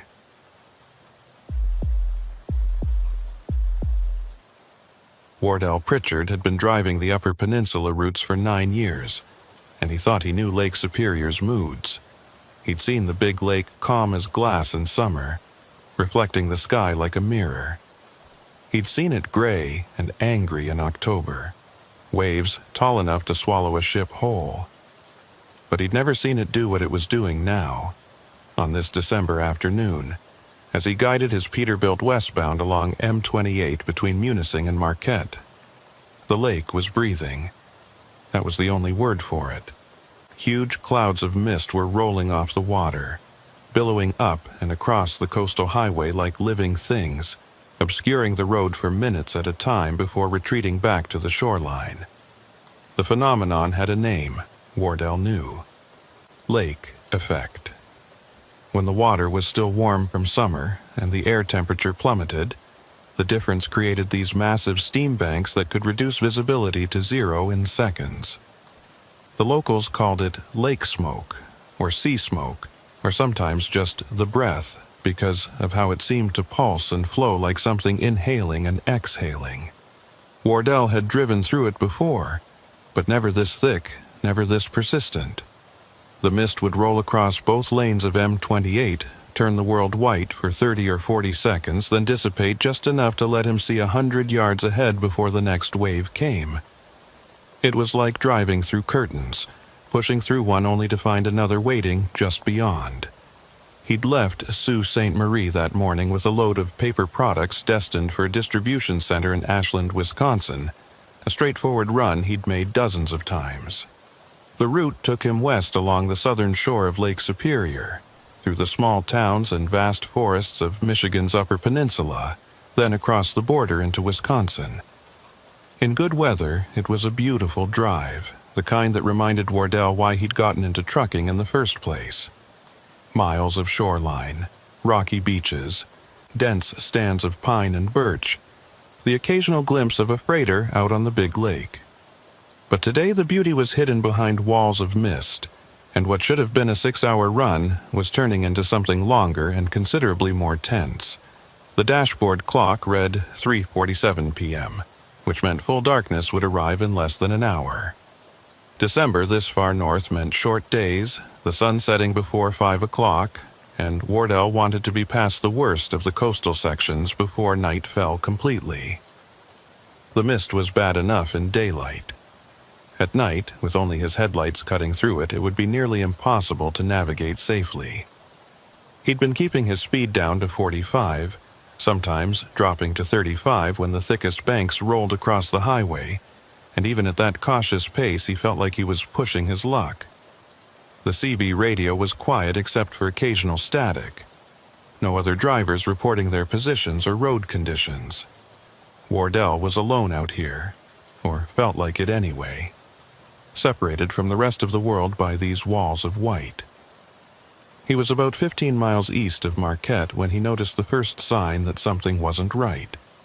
A green highway sign emerged from the mist ahead, the kind that indicated services at the next exit.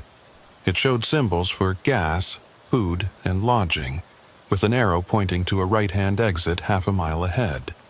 Wardell didn't remember an exit here, not on this particular stretch of road, but that didn't necessarily mean anything. New services opened all the time, and it had been maybe 6 months since his last run through the UP. Maybe someone had built a new truck stop or rest area. The mist was thick enough that he almost missed the actual exit, a narrow ramp peeling off to the right into what looked like dense forest. He wasn't planning to stop, didn't need fuel or food yet, but something made him slow down and look more carefully as he passed. The exit ramp was there, clearly visible for just a moment before the mist swallowed it again. But something about it looked odd.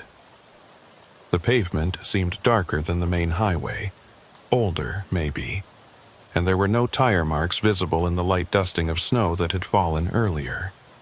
No one had used this exit recently, which was strange for a service area that supposedly offered gas and food. Wardell filed the observation away and kept driving, but the unease that had been building since he'd first encountered the heavy mist deepened.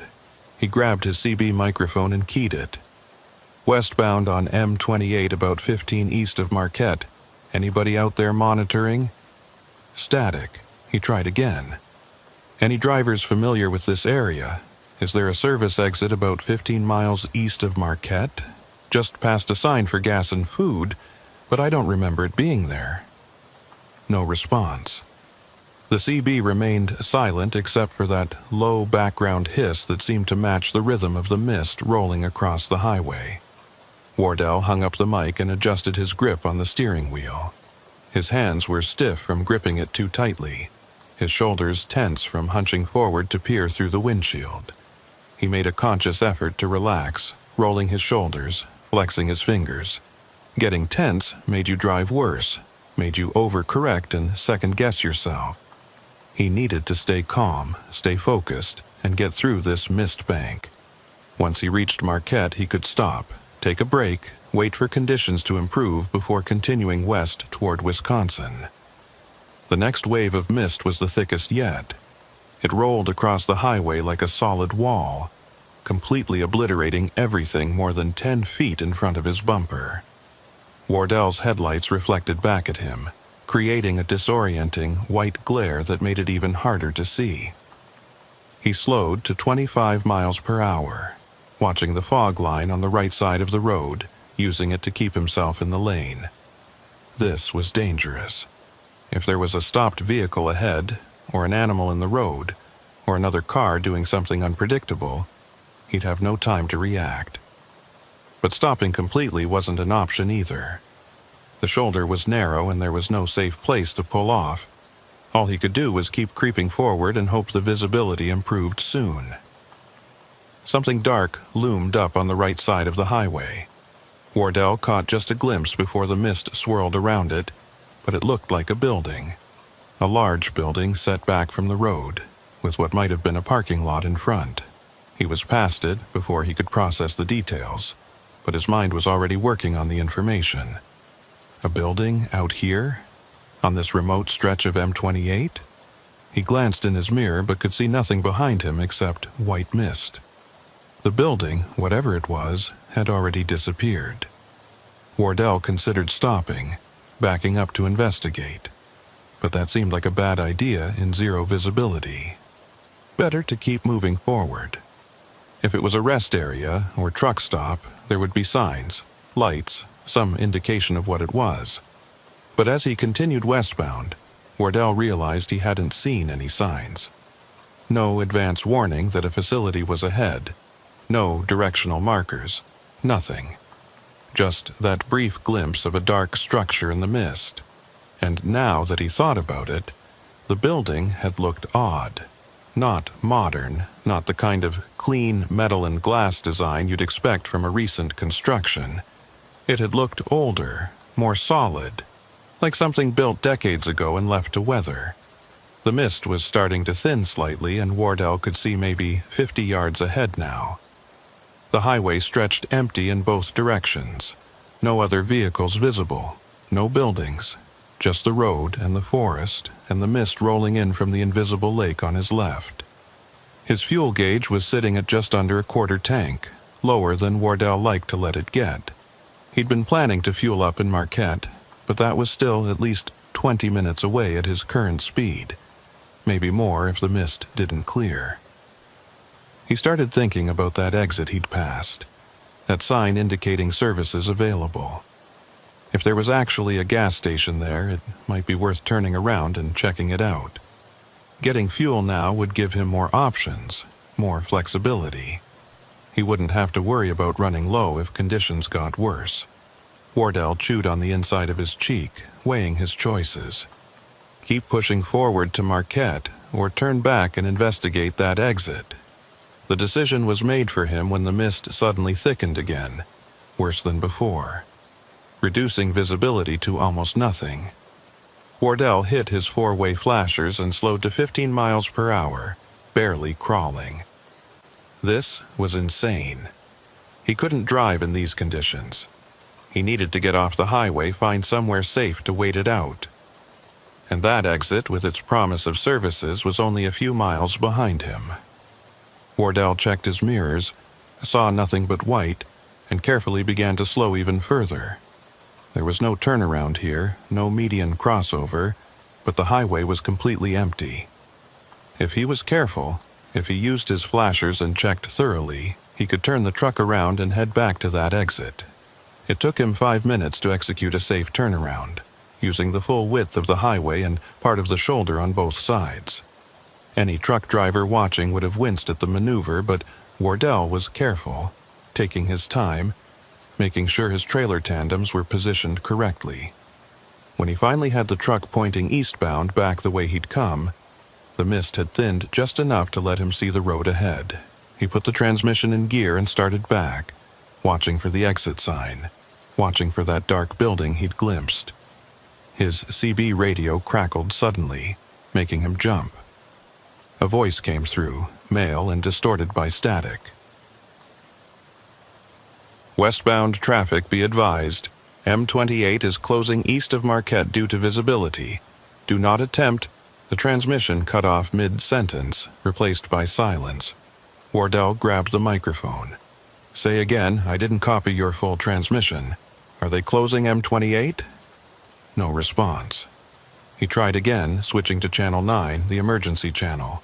Still nothing. The radio had gone completely dead, not even static now, as if someone had unplugged it. Wardell tapped the unit, checked the power connection, but everything looked fine. The radio was on, the display was lit up, but no sound was coming through. He switched back to Channel 19 and heard nothing. Back to Channel 9, same thing.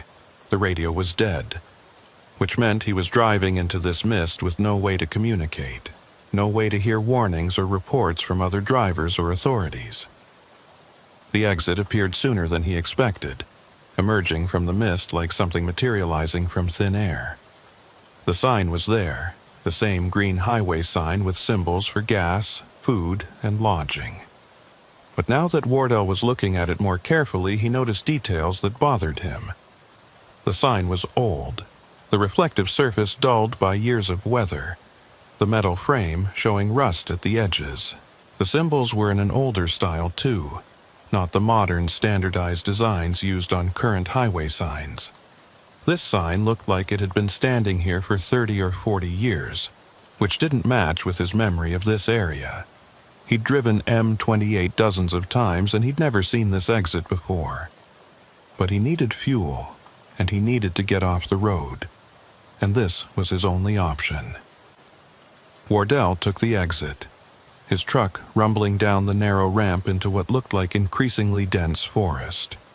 The pavement under his wheels was definitely older, cracked and patched, with weeds growing through the gaps.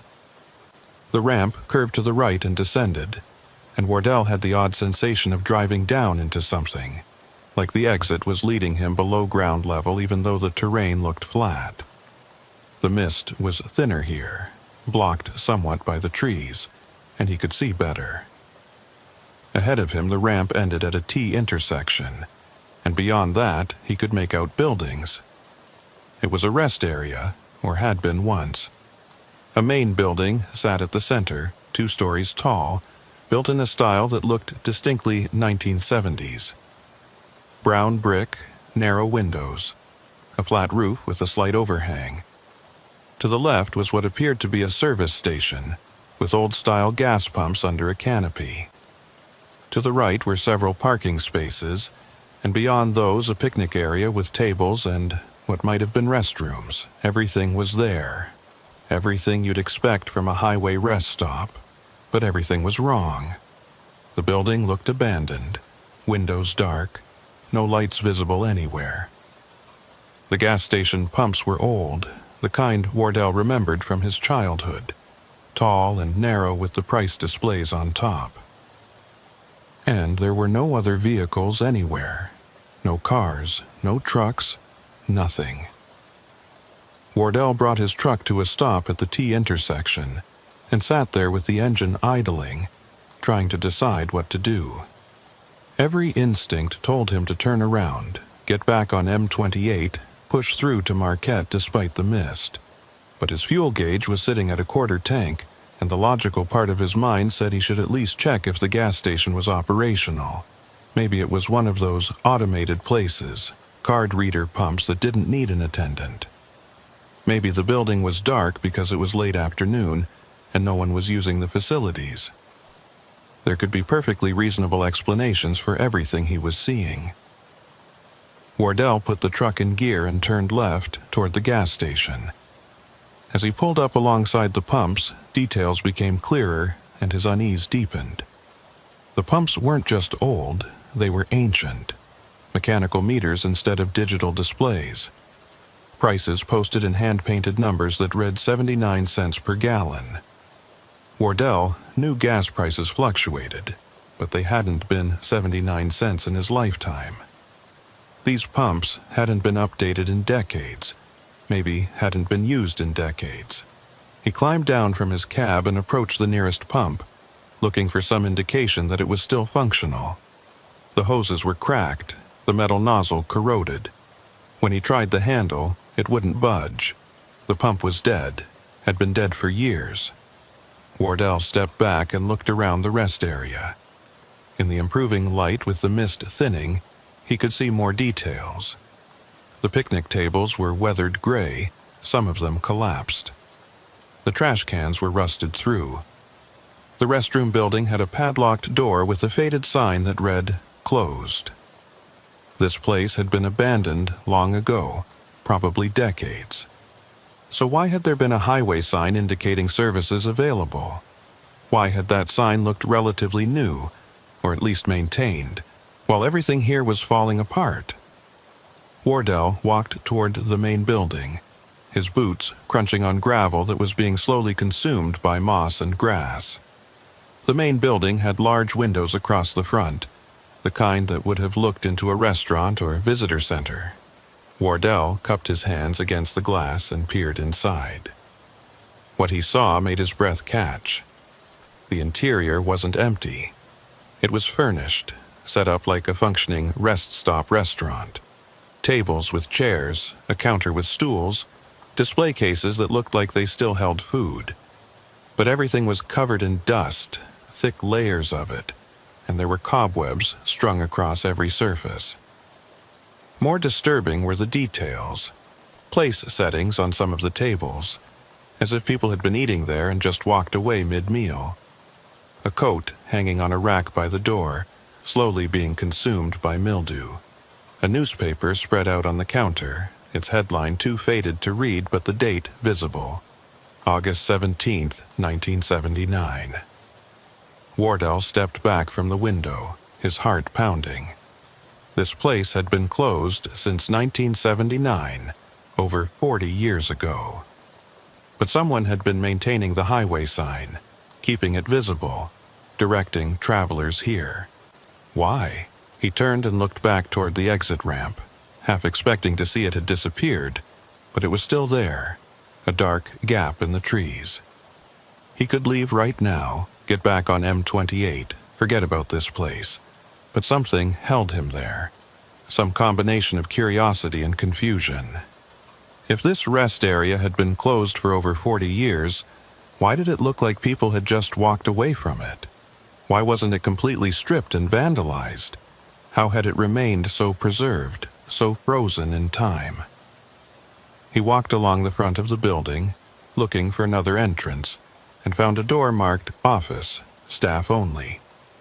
The door was unlocked, the knob turning easily under his hand. Wardell pushed it open and peered inside.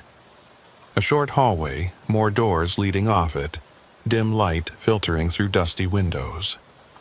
He shouldn't go in there, he knew. This was trespassing. And more than that, it felt wrong. Felt like violating something that should be left alone. But his hand was already pushing the door wider, his feet already carrying him across the threshold into the building.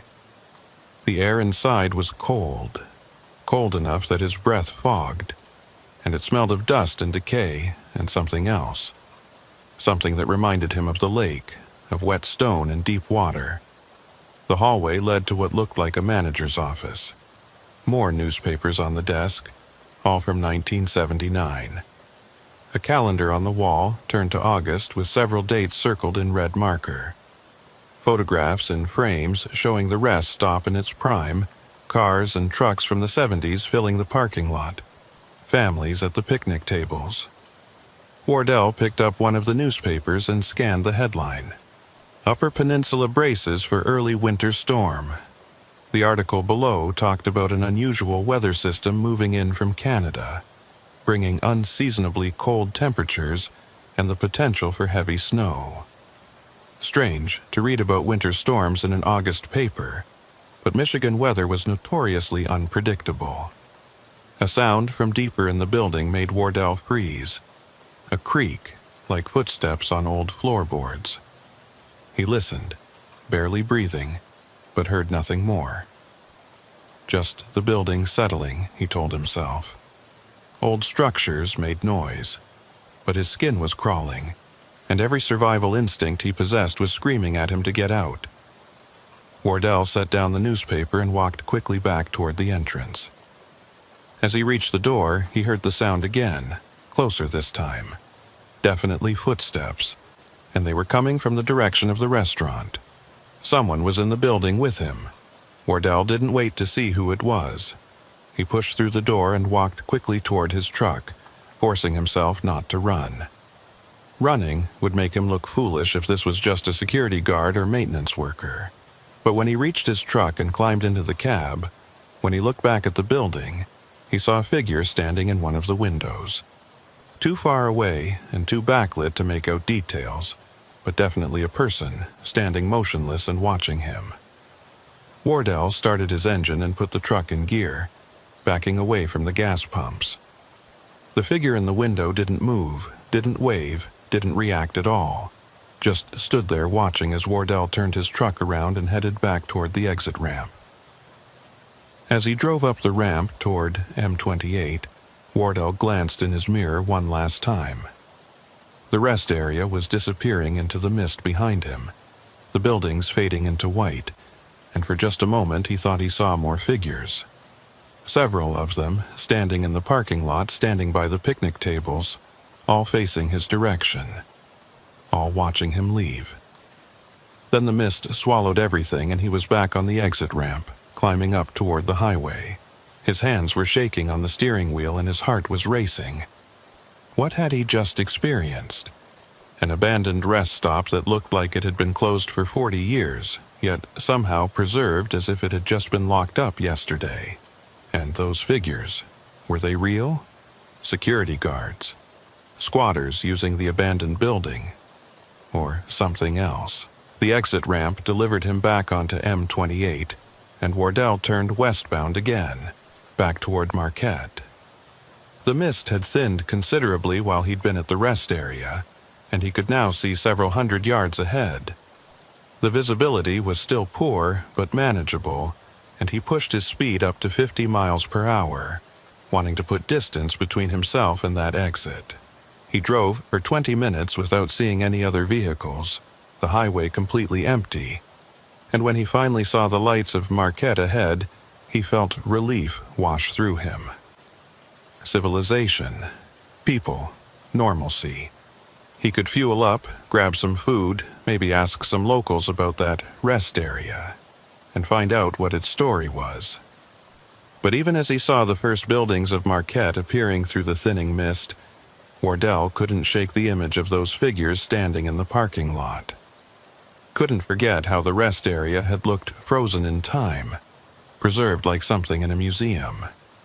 And he couldn't stop wondering about that newspaper headline, about an early winter storm in August 1979, about what might have happened at that rest stop that caused it to be abandoned so suddenly that people left their meals half-eaten and their coats on the rack. Something had happened there. Something that made them leave in a hurry. And Wardell had a growing suspicion that whatever it was, it had never really ended. The truck stop on the western edge of Marquette was exactly what Wardell needed.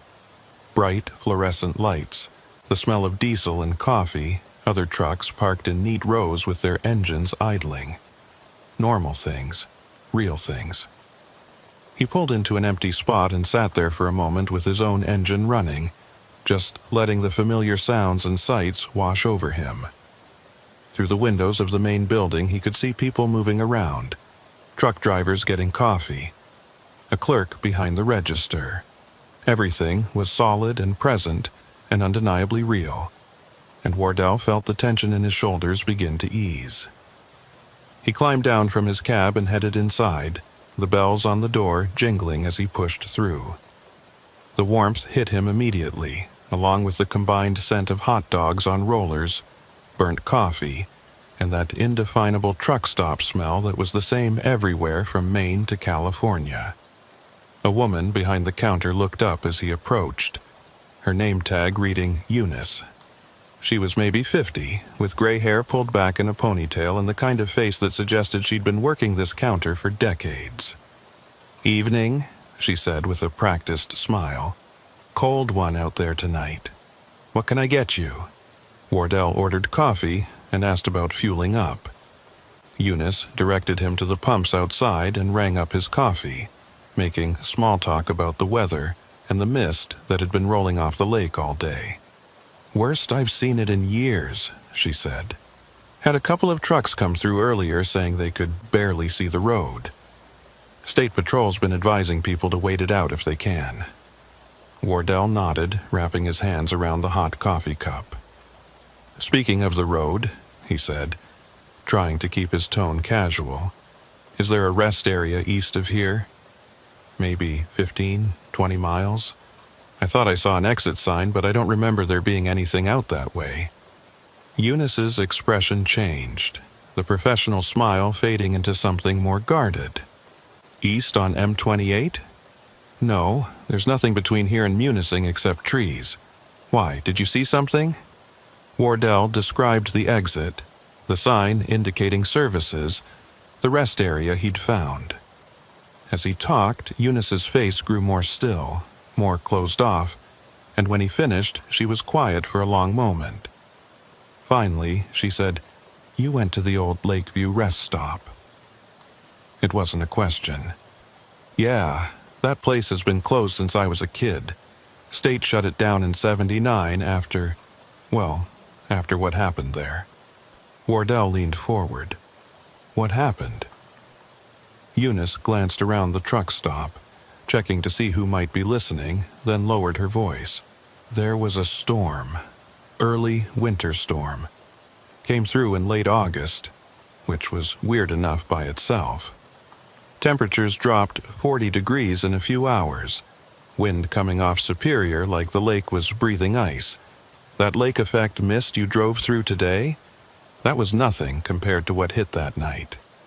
The mist was so thick people said it was like driving through milk, and it was freezing as it touched everything. Turned the roads into skating rinks in minutes." She paused, staring down at her hands. "There were maybe 30, 40 people at the rest stop when the storm hit. Travelers who'd pulled off to wait it out. Truckers like yourself, a few families." She took a breath before continuing. "They say the temperature inside the building dropped so fast the pipes froze and burst. Power went out. People were trapped there in the dark with no heat, and outside the mist was so thick you couldn't see your hand in front of your face. Some folks tried to leave, tried to drive out or walk to the highway for help. None of them made it. They found their cars later, some of them just a few yards from the building, frozen solid with people still inside." Eunice's voice had dropped to barely above a whisper. When the storm cleared the next morning and emergency crews finally got there, the rest stop was empty. Completely empty. No bodies, no survivors, nothing. Just meals left half-eaten on the tables, coats on the racks, cars in the parking lot with the keys still in them. Everybody who'd been there just vanished. Wardell felt cold despite the warmth of the truck stop. Vanished? How many people? Eunice shrugged. Official count was never released, but local talk put it at around 40 people. The state launched an investigation, brought in search and rescue, even dragged parts of the lake thinking maybe people had wandered out onto the ice and fallen through. Never found a single body. After a few months, they gave up looking and just closed the place down, locked it up, stopped maintaining it, took it off the official highway maps. But they left the sign up, some people say, as a warning. Others say it was just bureaucratic oversight, that someone forgot to take it down. She looked directly at Wardell. "You said you went inside the building?" Wardell nodded slowly. "Found the office. Saw newspapers from August 1979, just like you said. And I saw someone, or thought I did. Figures in the windows, in the parking lot." Eunice's eyes widened. "You saw them? Jesus. Most people who find that place just turn around and leave. The few who've gone inside, who've seen the figures, they all say the same thing. That it felt like the building was still occupied. Like whatever happened that night in '79 is still happening. Like those people are still there, trapped in that storm, waiting for help that never comes." She crossed herself, a quick unconscious gesture. "My advice? Forget you ever saw that place. Don't go back there. Don't talk about it too much. Just forget it exists. But Wardell couldn't forget. He fueled his truck and got back on the road, continuing west toward Wisconsin, but his mind kept returning to the rest area. To those figures standing in the parking lot watching him leave. To the preserved interior of the building, frozen in time like a photograph. And to Eunice's story about 40 people vanishing in a single night during an impossible storm. As he drove through the darkness, the mist mostly cleared now, Wardell found himself looking for information on his phone during a fuel stop near Lands. He searched for Lakeview Rest Area 1979 disappearance and found almost nothing. A few mentions in local history forums, some speculation on paranormal websites, but no official records, no news archives, nothing substantial. It was as if the event had been deliberately erased from history, scrubbed from the records and left to fade into local legend. But the rest area was real. Wardell had been there, had walked through it, had seen the evidence with his own eyes. He tried a different search, looking for Lake Superior Storm, August 1979, and this time got more results. Weather reports from that period mentioning an unusual cold front and unseasonable temperatures. A brief mention in a maritime log about freighters seeking shelter from extreme localized conditions. But nothing about the rest area, nothing about missing people. The absence of information was almost more disturbing than finding details would have been. Someone had decided this story shouldn't be told. Wardell delivered his load in Ashland the next morning and picked up a return shipment heading back east, a load of lumber destined for Sault Ste. Marie. The route would take him back along M28, back past that exit where the rest area waited in the trees. He could take an alternate route, swing south through Wisconsin and come up into the UP from a different direction. But that would add hours to his trip.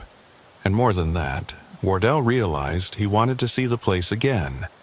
Wanted to confirm that it was real, that he hadn't imagined or misremembered what he'd found there. He spent the day resting in Ashland, catching up on sleep, and tried not to think about what Eunice had told him. 40 people vanishing without a trace. A storm that came from nowhere and created conditions impossible for late August. A building frozen in time for over 40 years. He left Ashland just after sunset, timing his trip so he'd reach the area around the rest stop in full darkness. He told himself it was just coincidence, just the way the schedule worked out, but he knew that wasn't true. He wanted to see the place at night, wanted to see if it looked different, if those figures would be there again. The highway was nearly empty, just the occasional car or truck passing in the opposite direction, their headlights creating brief moments of glare before disappearing into the darkness. The mist was back, not as thick as the previous day but still present, rolling across the road in waves that forced Wardell to slow down and navigate carefully. Mile markers counted down as he approached the location where he remembered the exit being. 15 miles east of Marquette. 14 miles, 13. Wardell found himself gripping the steering wheel tighter, his eyes scanning the right side of the highway for that green sign. And there it was, emerging from the mist exactly where it had been before. The same weathered sign, the same symbols for gas and food and lodging. Wardell slowed down, put on his turn signal even though there was no one behind him, and took the exit. The ramp descended into the trees, the pavement cracked and overgrown, and Wardell felt like he was driving into the past, into a pocket of time that existed separate from the present. The rest area appeared ahead, and Wardell's breath caught. The place was lit, not brightly, but there were lights on in the main building, warm yellow lights spilling from the windows. The gas station canopy had lights too, and the parking lot lights were working, casting pools of illumination across the cracked pavement. And there were vehicles, maybe a dozen of them, cars and trucks from what looked like the 1970s, parked in neat rows, as if their owners were inside having a meal or using the restrooms. Wardell brought his truck to a stop at the entrance to the parking lot, his heart pounding. This wasn't possible. Yesterday the place had been dark and abandoned. Now it looked operational, looked like a functioning rest stop from 45 years ago.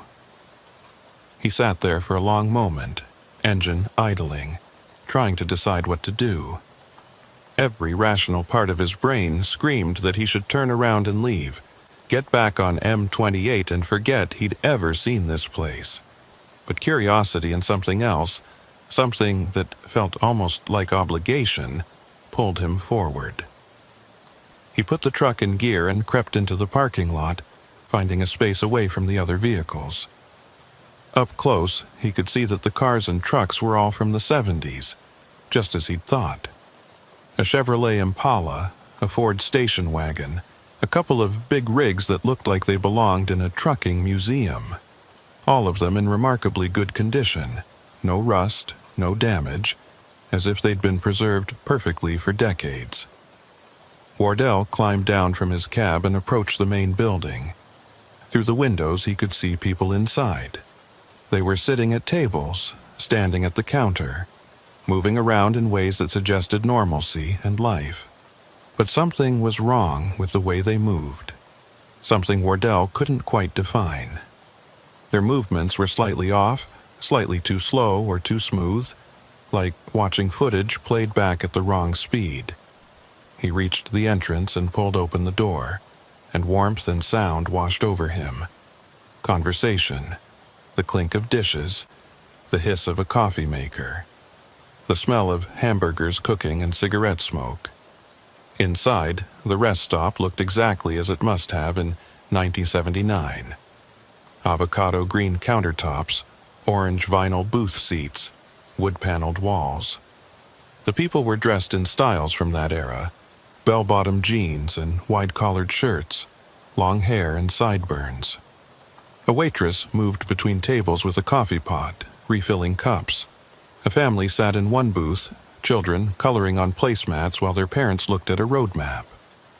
Everything looked normal, lived in, real. Except no one was looking at Wardell. No one had turned when he entered.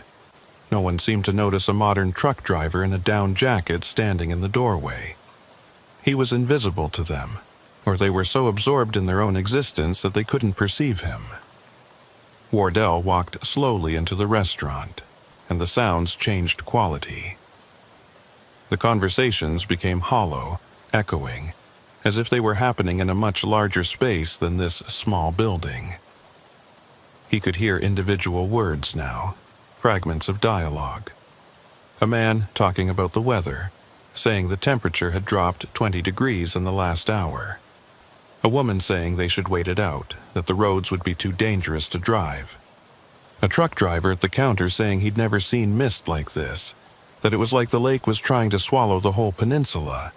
They were talking about the storm, about the night in 1979 when 40 people vanished. And Wardell realized with growing horror that he was watching that night play out, seeing the hours before the disappearance as if it was still happening. A television mounted in the corner was showing what looked like a news broadcast from 1979, a weatherman standing in front of a map of the Great Lakes region. The audio was distorted, but Wardell could make out phrases. Unusual low-pressure system. Temperatures falling rapidly. Extreme caution advised. The timestamp in the corner of the screen read August 17, 1979, 8:47 p.m. Wardell looked at his watch. The date on his digital display read December 19th, current year. But the broadcast was showing August 17, 1979. Time was wrong here. Or rather, time was doubled. 2 periods existing simultaneously in the same space. He walked through the restaurant, and the people continued to ignore him. Or maybe they couldn't see him. Maybe he was the ghost here, the visitor from the future intruding on their final hours. Wardell reached the counter and looked at the food under the heat lamps. Hamburgers, hot dogs, fries. All of it looked fresh, hot, recently cooked. But when he reached out to touch one of the plates, his hand passed through it as if the food wasn't really there. It was an image, a recording, a memory of food that had existed decades ago. Everything here was like that, he realized. Real enough to see and hear, but not substantial enough to touch. Except the building itself, that had been solid. He'd walked through it, touched the newspapers, felt the cold air. The door to the rest stop opened and more people entered. A family with 3 children. They were talking urgently, the father saying they needed to get off the road before the storm got worse. The mother was carrying a small child who was crying, upset by the sudden cold and the frightening weather. They found a booth and sat down, and the waitress brought them menus and coffee. Wardell watched them. Watched the father trying to comfort his children, telling them everything would be fine. They'd wait out the storm and be back on the road in the morning. But Wardell knew that wouldn't happen, knew that these people would never leave this building, would vanish along with everyone else when the storm reached its peak. He wanted to warn them, wanted to tell them to get back in their car and drive, take their chances on the highway rather than staying here. But he knew it was pointless. This wasn't really happening. This was a recording, a loop, the past playing over and over in this space that had somehow become unstuck from normal time. Wardell walked toward the back of the restaurant, toward a hallway that led to the restrooms and what looked like a rear exit. The sounds behind him were fading, becoming more distant and hollow, and he could feel the temperature dropping. The warmth of the restaurant was an illusion, he realized. The real temperature here was much colder. The hallway was darker, the fluorescent lights flickering. Wardell could see his breath now, white clouds forming with each exhalation. The walls were developing a thin coating of frost, ice crystals spreading in delicate patterns across the wood paneling. He was seeing the storm arrive, seeing what had happened in the hours before the disappearance. The rear exit door was partially open, and through the gap, Wardell could see the parking lot. The mist was rolling in, thicker than anything he'd encountered the previous day, so dense it looked almost solid.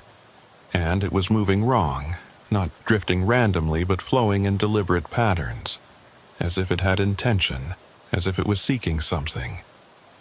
Wardell pushed the door open wider and stepped out into the parking lot. The cold hit him like a physical blow, so intense it drove the air from his lungs. The temperature had to be below 0, maybe well below, and the mist was freezing as it touched surfaces coating everything in ice.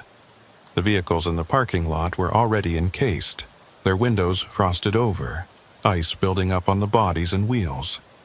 And in the mist, moving through it, Wardell saw figures. Not the people from inside the restaurant, but something else. Shapes that were almost human but not quite. Tall and thin and moving with that same wrong quality he'd noticed in the restaurant patrons. They were walking between the vehicles, peering into windows, and wherever they moved, the ice grew thicker. One of the figures turned toward Wardell, and he got a glimpse of what might have been a face. Pale, featureless, like a mask of ice. No expression, no eyes or mouth. Just a blank surface that somehow suggested awareness. The figure began moving toward him, and Wardell backed up, fumbling for the door handle. More figures were appearing in the mist, emerging from the direction of the lake, drawn by something Wardell couldn't understand. They surrounded the rest stop, and as he watched in horror, they began to reach toward the building, toward the people inside who were still eating and talking, and completely unaware of what was coming for them. Wardell yanked the door open and stumbled back inside, slamming it shut behind him. The restaurant was still there, still lit and warm and full of people, but even as he watched, the lights began to flicker. The temperature was dropping rapidly, and the people were starting to notice. The conversations changed tone, became worried, frightened. Someone said the power was going out. Someone else said the doors were frozen shut. They couldn't get them open. Panic was beginning to spread, and Wardell knew he was about to witness the final moments before the disappearance. He didn't want to see it. Didn't want to watch these people, these ghosts, experience whatever horror had claimed them in 1979. Wardell ran toward the front entrance, pushing past people who couldn't see him, couldn't feel him. He hit the front door and it swung open easily, and he burst out into the parking lot. The mist was everywhere now, the ice figures moving through it in greater numbers, converging on the building. Behind him, he could hear screaming starting, could hear the terrified voices of people trapped in a nightmare they didn't understand. Wardell ran to his truck and climbed into the cab, his hands shaking so badly he could barely get the key in the ignition. The engine started and he threw the truck into gear, pulling out of the parking lot without checking his mirrors, without caring if he hit anything. He just needed to get away from the rest stop, away from those figures in the mist, away from the screams that were still echoing from inside the building. The exit ramp appeared ahead, and he took it fast, the truck's wheels slipping on ice that had formed while he'd been inside. He fought the wheel, corrected the slide, and powered up onto M28. Behind him, the rest stop was disappearing into the mist again, the lights fading, and Wardell could have sworn he heard a sound like wind or waves or voices all mixed together, rising to a crescendo before cutting off abruptly. He drove west toward Marquette, pushing his speed higher than he should have, desperate to put distance between himself and that place. The mist on the highway was thinner than it had been in the parking lot, and visibility improved as he got further from the exit. His CB radio crackled to life suddenly, making him jump. A voice came through, female and distorted. Eastbound traffic approaching Lakeview Rest Area. Be advised of extreme weather conditions. Storm moving in from the lake. Seek shelter immediately. Repeat, seek shelter immediately. The voice sounded automated, like a recording, and it was speaking in the present tense about conditions from 1979. Wardell grabbed the microphone with a shaking hand. This is westbound Pritchard on M28. That storm you're warning about happened 40 years ago. There's no shelter at Lakeview. The place is... It's not real, it's a trap. Silence. Then, the same recorded message began again. Eastbound traffic approaching Lakeview Rest Area. Wardell hung up the mic and switched off the CB radio. He didn't want to hear that voice anymore. Didn't want to know if it was really a recording or something else. Some echo of the past trying to lure more travelers to the abandoned rest stop. The lights of Marquette appeared ahead, and Wardell pulled into the same truck stop where he'd talked to Eunice. It was after midnight now, a different clerk behind the counter, but Wardell bought coffee anyway and sat in one of the booths, his hands wrapped around the cup, trying to stop shaking. He'd seen it. He'd seen what happened to those people, or at least the beginning of it. Those ice figures emerging from the mist, surrounding the building, trapping everyone inside. But what were they? What had caused them to appear? And where had the people gone when they disappeared? Wardell pulled out his phone and tried searching for more information, but the results were the same as before. Nothing solid, nothing official. He tried a different approach, searching for Lake Superior ice phenomena and freezing mist entities. Most of the results were scientific articles about ice formation and weather patterns, but buried in the search results was a link to an old maritime forum.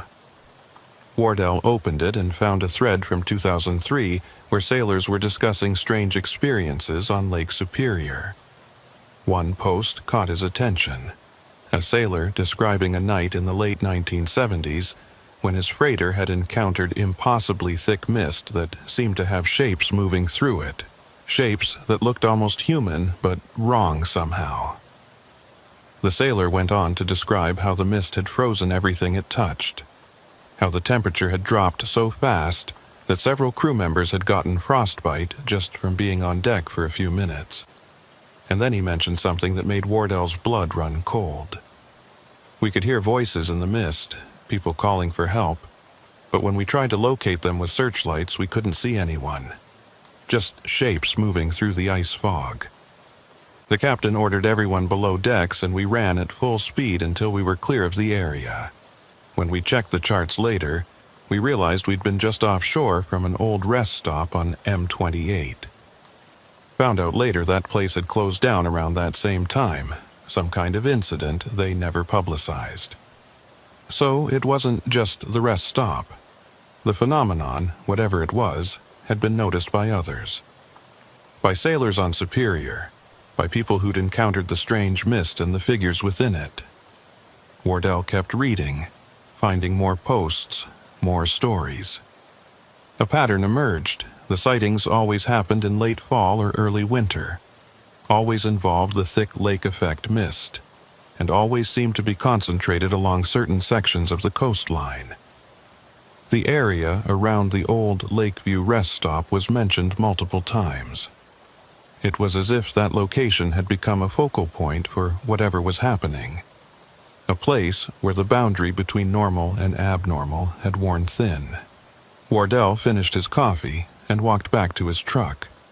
He still had hours of driving ahead of him before he reached Sault Ste. Marie, and all of it would be along M28, along the coast where the mist could roll in at any time.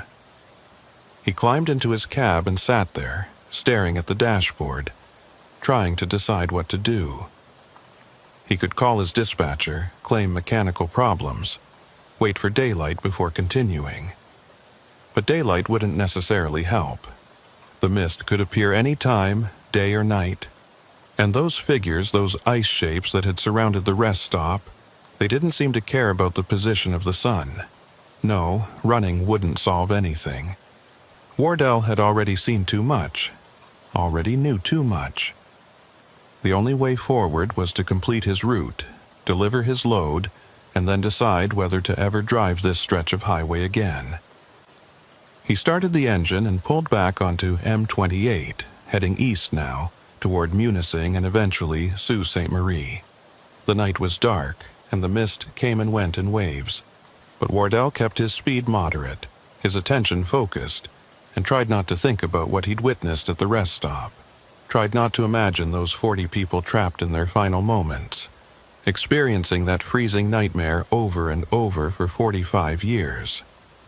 But as he drove through the darkness, as the miles rolled past and the forests pressed close on either side, Wardell couldn't shake the feeling that he was being followed, that something from the rest stop had attached itself to him, was trailing behind his truck through the mist. Every time he checked his mirrors, he half expected to see those pale ice figures standing on the highway, watching him pass. Every time the mist thickened, he tensed, waiting for shapes to emerge from it. And when his CB radio crackled with static, when that recorded warning voice began speaking again, Wardell reached over and turned the radio off completely. He didn't need warnings anymore. He knew the danger was real. Wardell made it to Unexplained around 3 a.m., pulling into a small diesel stop on the eastern edge of town.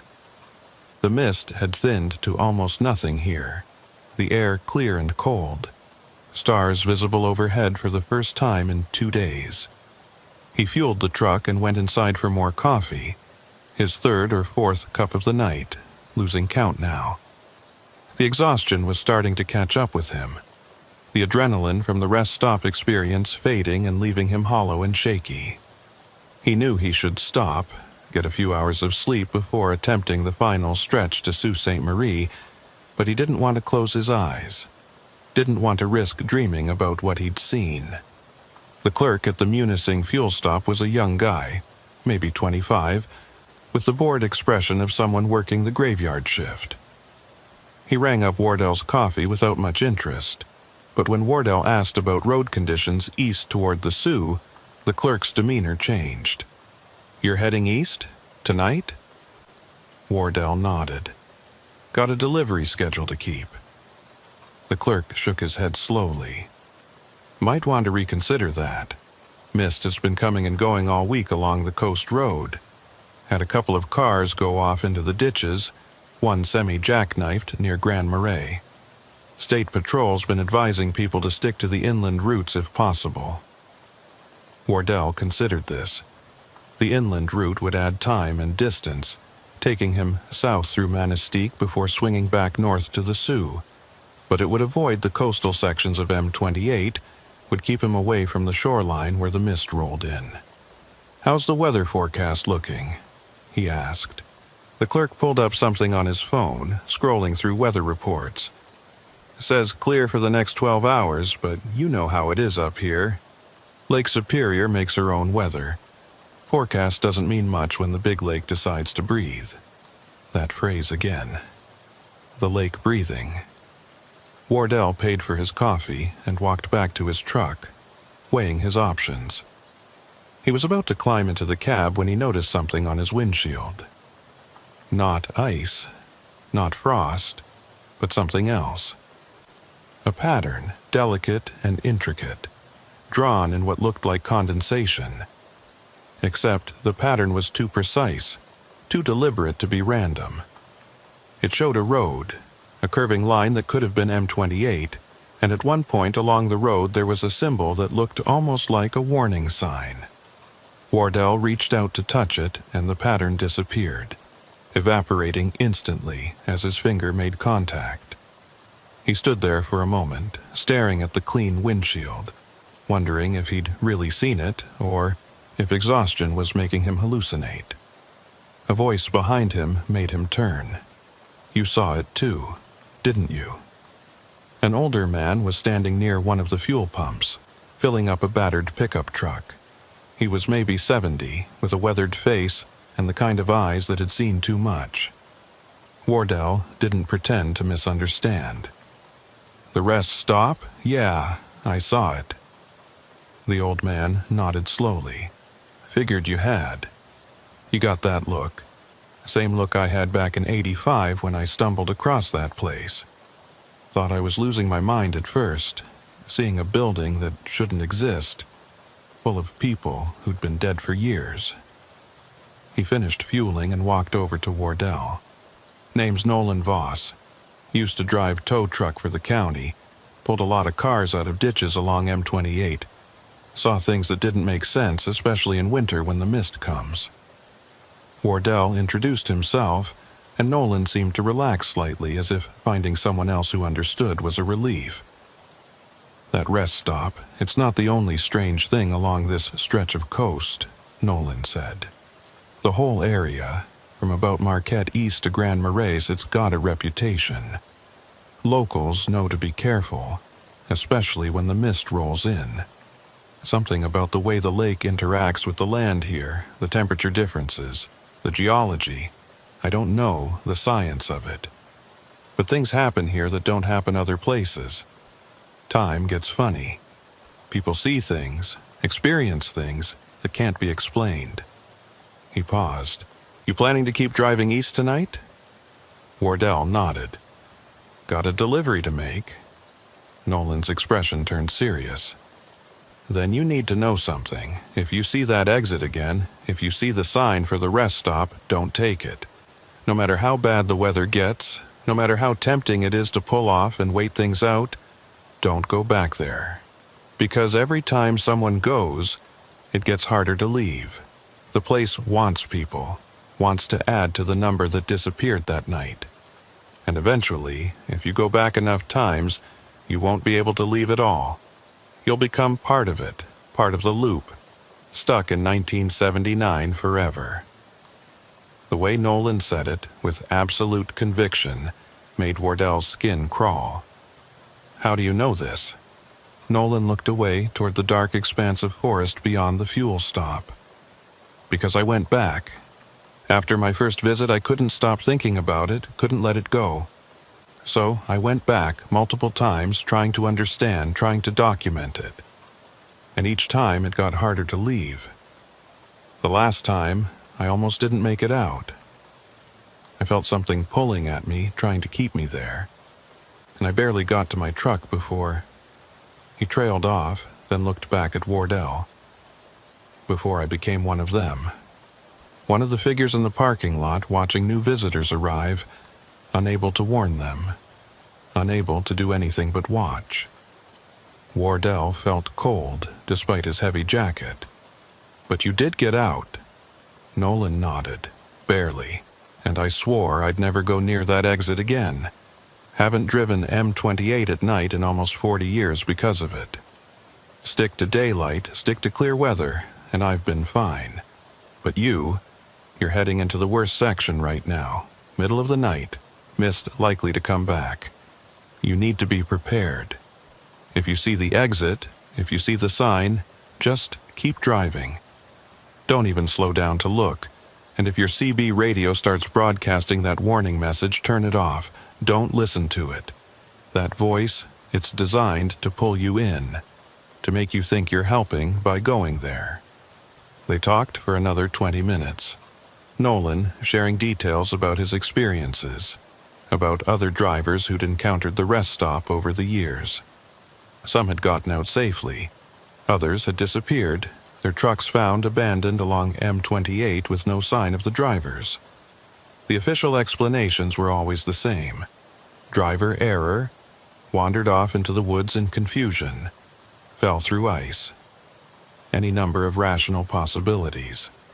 But Nolan and the other locals knew the truth.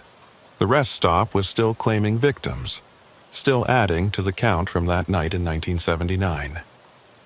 Why does it happen? Wardell asked. What causes it? Nolan shrugged. Nobody knows for sure. Some say it's the lake, that Superior is so big and so cold and so old that it's developed a kind of consciousness, or at least a presence. Others say it's geological, some kind of magnetic anomaly that affects time and space. My personal theory? I think those people who disappeared in '79, I think they're trapped in the moment of their deaths, and they're trying to reach out, trying to find a way back to the living world. And the only way they can do that is by pulling new people in to take their places. It was a grim theory, and it made a horrible kind of sense. Wardell thanked Nolan for the information and climbed into his truck. As he started the engine, Nolan walked over one more time. One last thing, the old man said. If the mist gets really thick, if you can't see more than a few feet ahead, pull over and wait it out. Don't try to push through. That's when it's most dangerous, when the boundary is thinnest. And if you hear voices, people calling for help, don't investigate. Just stay in your truck with the doors locked until the mist clears. Wardell promised to be careful and pulled out of the fuel stop, pointing his truck east along M28. The highway was empty at this hour, just Wardell's headlights cutting through the darkness. The forest pressed close on both sides, dense stands of pine and birch that blocked any view of the lake to his left. Mile markers counted upward as he drove, and Wardell found himself tense every time he passed one, waiting for that exit sign to appear. Nolan's warnings echoed in his mind. Don't take the exit, don't listen to the voice, don't investigate if you hear people calling for help. Simple instructions, but Wardell knew from experience how hard they could be to follow when you were actually in the moment, when instinct and training told you to help people in trouble. Around 4:30 a.m., about halfway to Grand Marais, Wardell noticed the temperature dropping. His dashboard thermometer showed it had gone from 20 degrees to 15 to 10 in the space of a few miles. And with the temperature drop came the mist, rolling in from the lake, thinner than before but still enough to reduce visibility. Wardell slowed to 40, then 35, watching the fog line, staying alert for any changes in road conditions. The mist had a quality to it tonight that he didn't like, a thickness that seemed to muffle sound, that made his headlights reflect back in strange ways.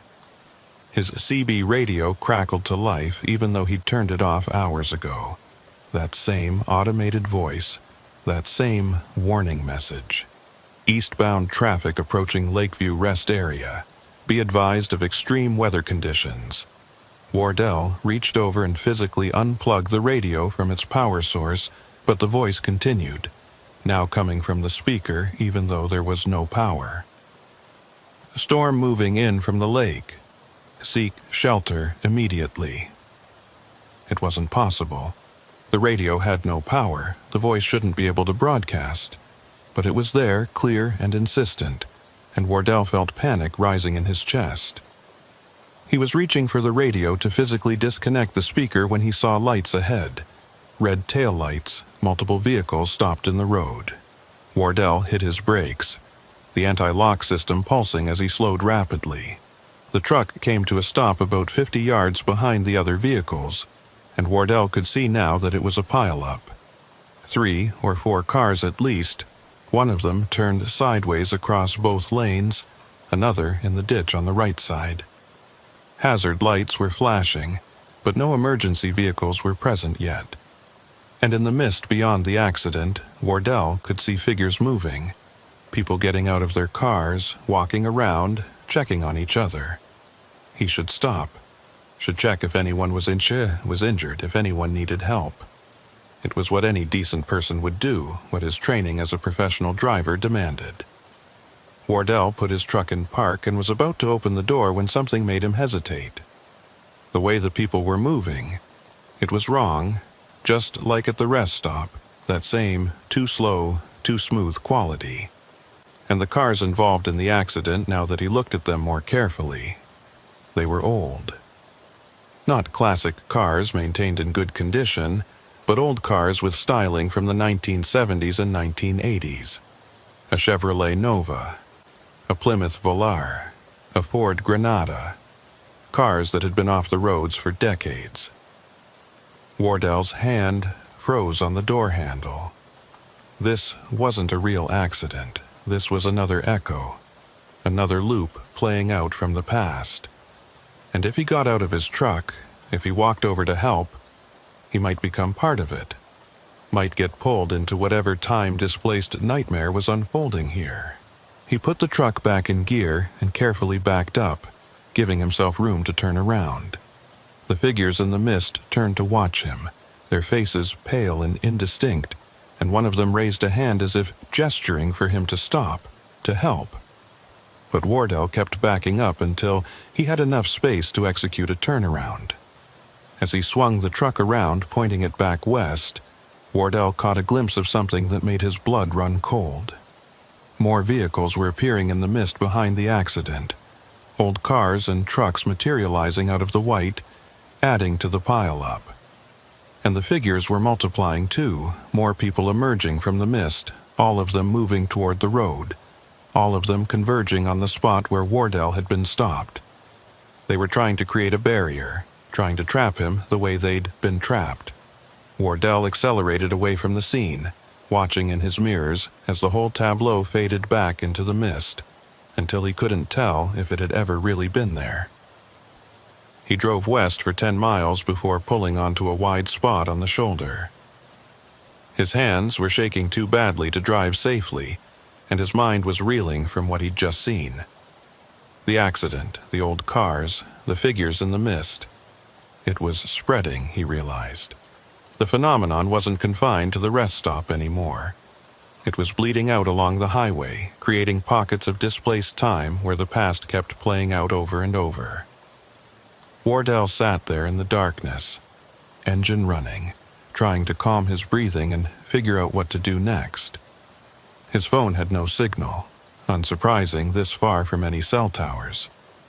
His CB radio was still broadcasting that warning message even though it was unplugged, the voice now sounding more urgent, more insistent. Wardell grabbed the entire radio unit and yanked it out of its mounting, disconnecting all the cables. But the voice continued, now seeming to come from the air itself, from the mist outside his truck. He couldn't escape it, couldn't shut it out. The phenomenon was all around him now, surrounding his truck, and he was trapped on a highway that seemed to be dissolving into the past. A tapping on his window made him jump. Wardell turned and saw a figure standing outside his driver's side door. It was a woman, middle-aged, wearing clothing from the 1970s, and her face had that same pale, indistinct quality as the figures at the rest stop.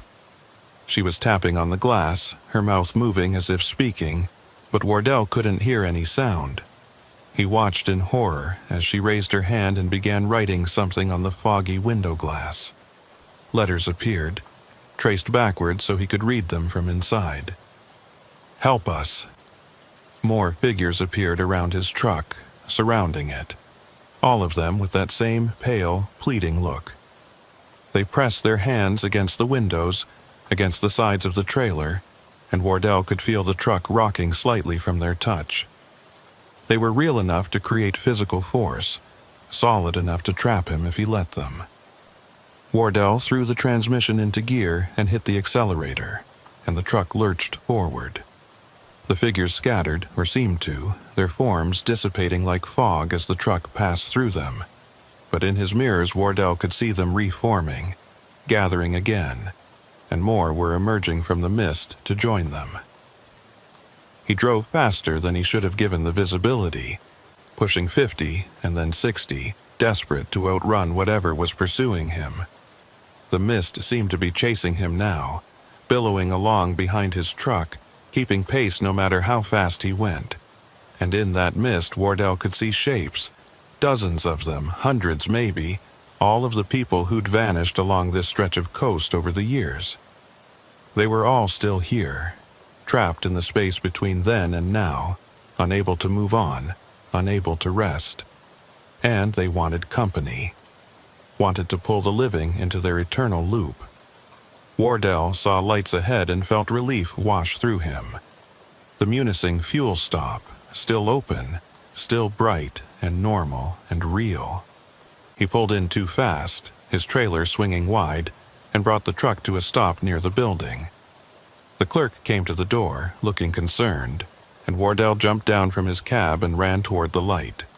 Behind him, the mist was piling up at the edge of the fuel stop parking lot, as if unable or unwilling to cross onto the property. The figures were there too, visible in the white, watching him. But they didn't follow. Inside the fuel stop, Wardell collapsed into a chair, his breathing ragged. The young clerk brought him water and asked if he was okay, if he needed medical attention. Wardell shook his head, unable to speak, unable to explain what he'd just experienced. How could he tell this kid that he'd been chased by ghosts through the mist, that the highway was becoming unstuck in time, that the past was bleeding through into the present? The clerk would think he was crazy, would call the police or an ambulance. So Wardell just sat there, drinking water, watching through the windows as the mist slowly retreated back towards the highway. After 20 minutes, his phone suddenly had signal again, and it rang immediately. His dispatcher, wondering why the truck's GPS had shown him going backward, why he'd deviated from his route.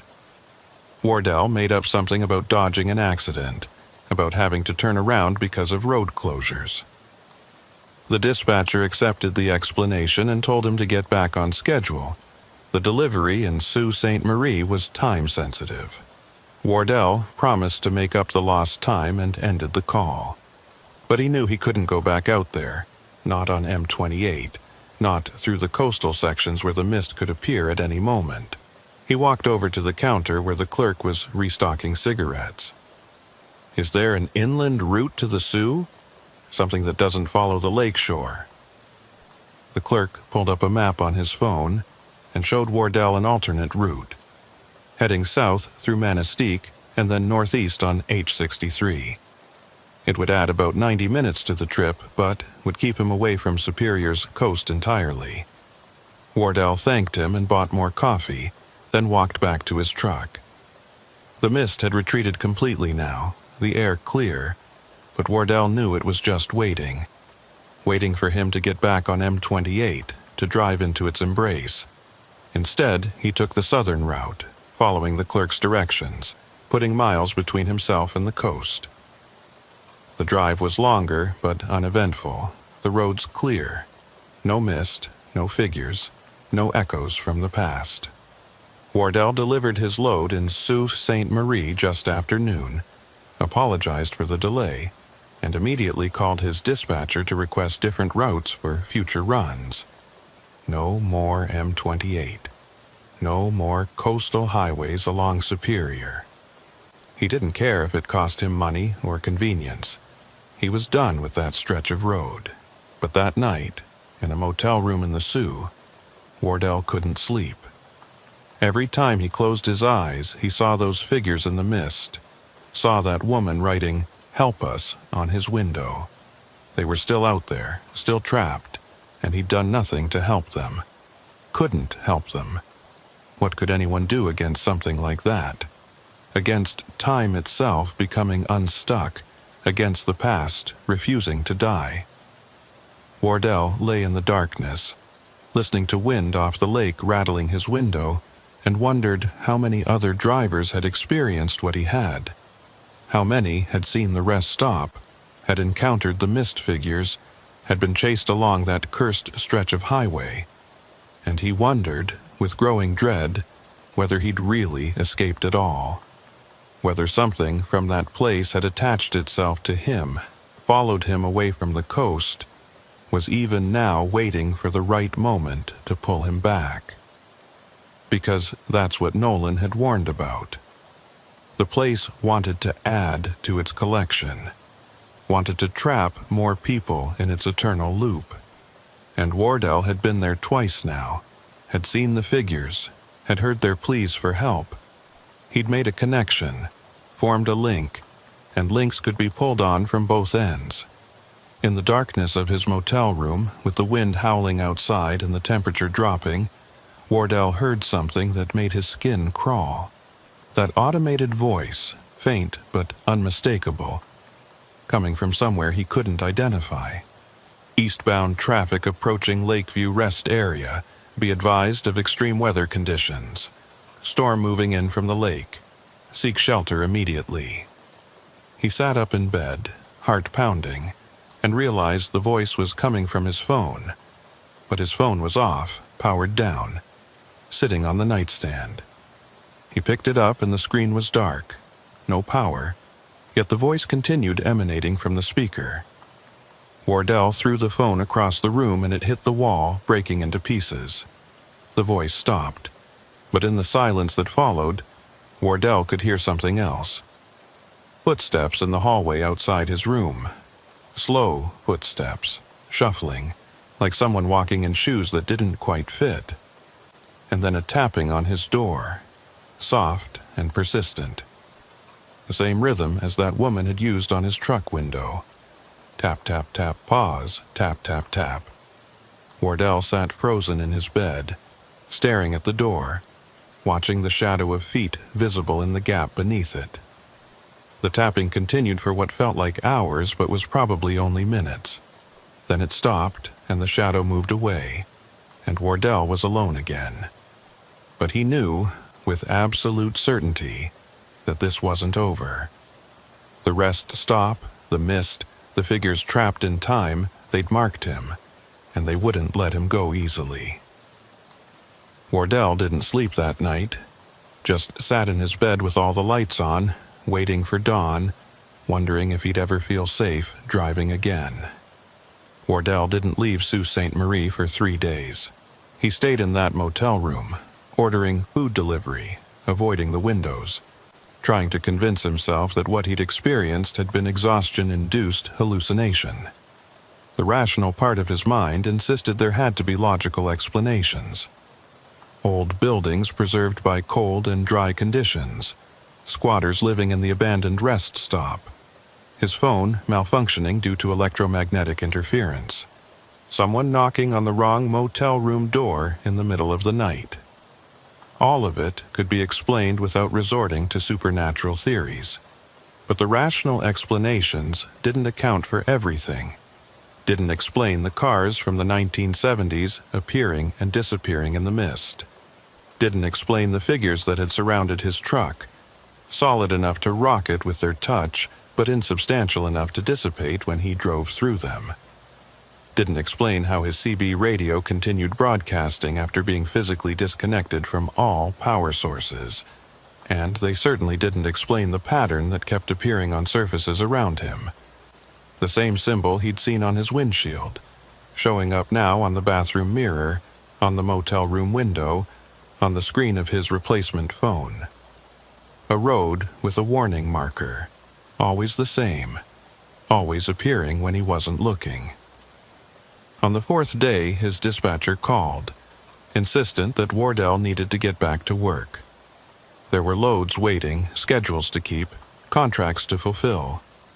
Wardell tried to explain that he needed time off, that he'd experienced something traumatic on his last run, but the dispatcher wasn't interested in excuses. Either Wardell took the next available load, or the company would find another driver who would. It was the reality of trucking. You were only as valuable as your last delivery, and drivers were replaceable. Wardell needed the job, needed the income, so he agreed to the next run even though every instinct told him it was a mistake. The load was going to Green Bay, a southbound route that would take him down through Wisconsin, well away from Lake Superior's coast. Wardell felt relief when he saw the routing.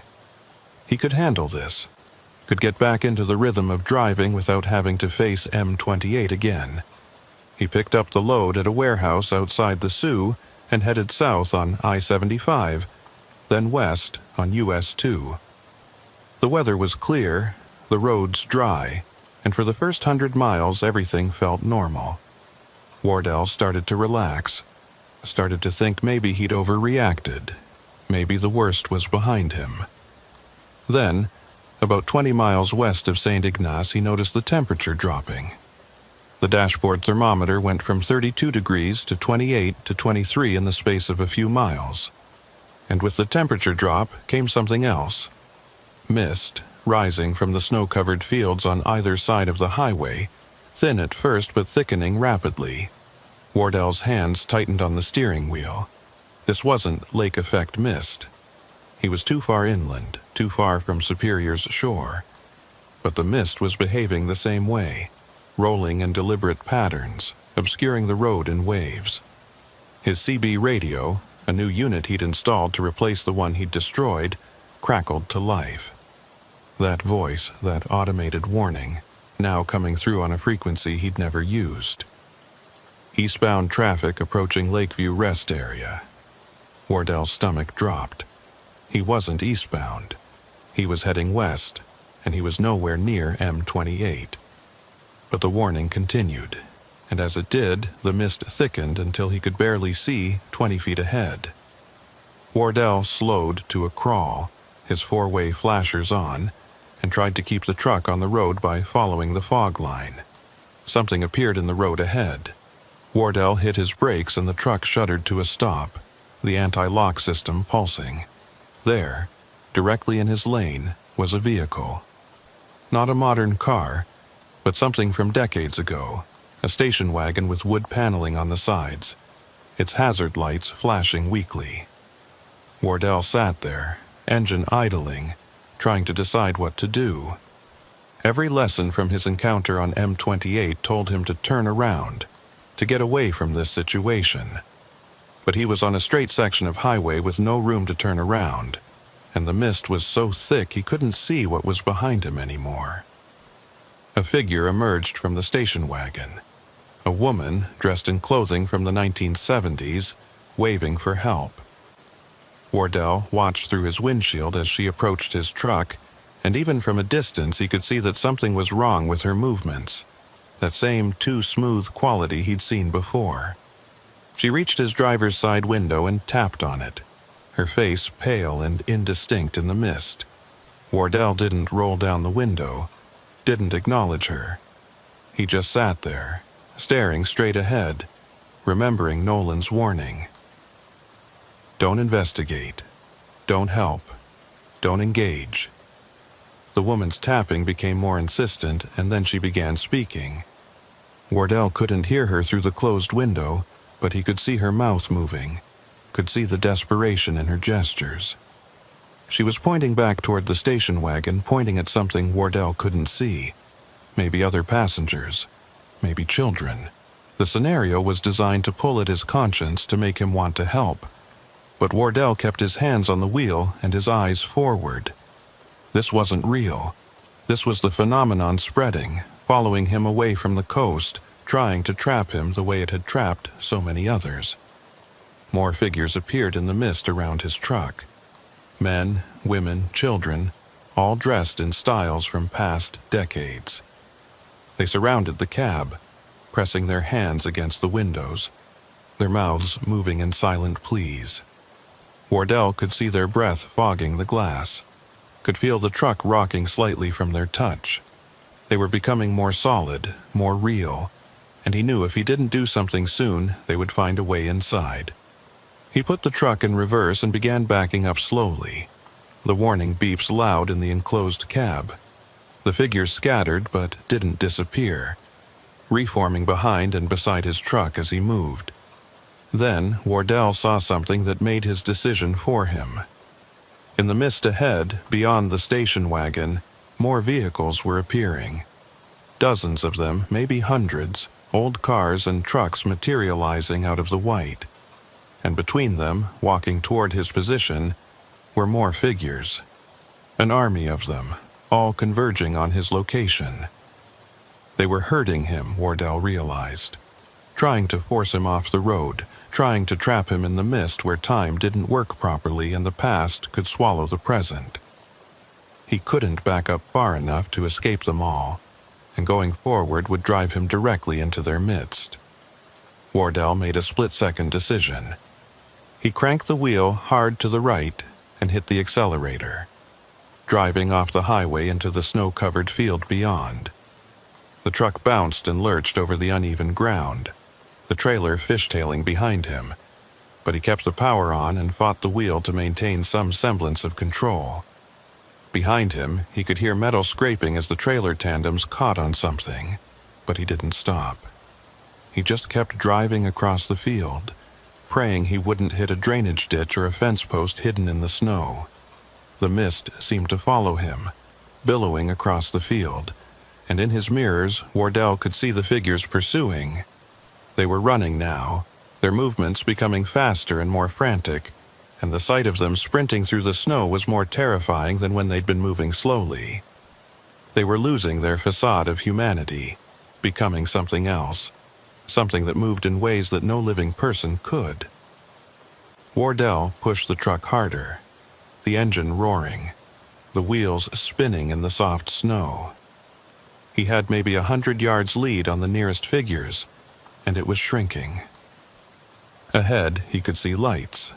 A farmhouse, isolated in the middle of the field with a barn and several outbuildings. Wardell aimed for it, hoping the presence of living people might offer some protection from whatever was chasing him. He slid to a stop in the farmyard and jumped from his cab, running toward the house. He pounded on the door, looking back over his shoulder at the mist rolling across the field, at the dark shapes moving within it. The door opened, and an elderly man stood there, shotgun in hand, eyes wide at the sight of an 18-wheeler parked in his yard. "Please," Wardell gasped. "You have to let me in. There's something in the mist, something that's been following me." The farmer looked past Wardell at the approaching white wall, and his expression changed from anger to fear. "Get inside," he said, pulling Wardell through the door. "Quick!" He slammed the door and threw multiple locks, then moved to the windows and began closing heavy wooden shutters that Wardell hadn't noticed before. "You led them here," the farmer said, his voice tight. "You brought them off the highway." Wardell stammered an apology, but the old man shook his head. "Doesn't matter now. They're here. We just have to wait them out." The farmer lived alone, and he knew about the phenomenon. "Been happening for years," he said as they sat in his darkened living room, listening to the wind and the mist pressing against the house. "Started back in '79 with that business at the rest stop, but it's been spreading ever since. Used to be confined to M28, to the coastal sections, but every few years it pushes a little further inland, claims a little more territory. Now it can appear anywhere in the UP when conditions are right. cold temperatures, heavy mist, and someone who's already been touched by it. He looked at Wardell. "You've been to the rest stop, haven't you? Seen the building?" Wardell nodded, twice. "And I've been trying to avoid it, trying to stay away from that area." The farmer made a sound that might have been a bitter laugh. "Doesn't work that way. Once you've seen it, once you've made contact, it can find you anywhere. The mist is like a bridge, connecting all the places where time got broken, and the things trapped in those places can use the bridge to reach out. They're looking for a way back, looking for someone to take their place so they can escape." He stood and peered through a crack in the shutters. "They're circling the house. Won't come inside, not yet. Too much life here, too much present tense reality. But if we were to go outside, they'd take us in a heartbeat." They sat in the darkness for hours, listening to sounds outside that didn't quite match wind or natural movement. Wardell could hear footsteps on the porch, hands sliding across the windows, voices whispering words he couldn't quite make out. His phone, turned off and buried in his jacket pocket, began broadcasting that warning message again. The farmer told him to throw it in the fireplace, and Wardell did, watching the device melt in the flames. But the voice continued, now seeming to come from the walls themselves, from the very structure of the house. "It wants you specifically," the farmer said. "Wants you more than me. I'm old. I've lived my life. But you're younger. You've got years ahead. That makes you valuable to them. A better trade." Wardell asked what he meant, and the farmer explained his theory. "The people who vanished in '79, they're not dead in any normal sense. They're trapped in the moment before death, in the space between living and dying. And the only way they can move forward, can finally die and be released, is if someone takes their place. One life for one life. That's why they keep reaching out, keep trying to pull people in. They need replacements." The eastern sky was beginning to lighten when the sounds outside finally stopped. The farmer risked opening one of the shutters and peered out. The mist had retreated, pulling back across the field toward the highway. The figures were gone, and Wardell's truck sat alone in the farmyard, looking absurdly out of place against the snow in the barn. "You should go now," the farmer said, "while it's light. They're weaker in daylight, less able to manifest. But you need to understand something. This won't stop. They'll keep coming for you, keep trying to pull you back, until either you give in or you find a way to break the connection." Wardell asked how to break it, and the farmer shook his head. "I don't know. Nobody who's figured it out has come back to tell the story. But I know this. Avoiding the coast won't help. Running won't help. The only thing that might work is confronting it directly, going back to the source, to the rest stop, and finding out what really happened there." He paused, looking at Wardell with eyes that had seen too much. "Find out if there's a way to release those people, to let them finally die. Because as long as they're trapped, as long as they're desperate, they'll keep reaching out. And eventually, they'll succeed in taking you." Wardell drove his damaged truck to a repair shop in Escanaba, where a mechanic looked at the bent trailer tandems and scraped landing gear and shook his head. "Lucky you didn't break an axle," the mechanic said. While the repairs were being done, Wardell sat in the waiting room and searched his phone for more information about the rest stop. This time, he found something buried deep in a local history forum. A post from 2011 by someone claiming to have been a state highway maintenance worker in 1979. The worker described being sent to the rest stop days before it was officially closed, tasked with removing equipment and supplies. "The place felt wrong," the post read. "Cold in a way that had nothing to do with temperature. And there were sounds coming from the walk-in freezer in the restaurant kitchen. Scratching sounds, like someone was locked inside. But when we opened it, there was nobody there.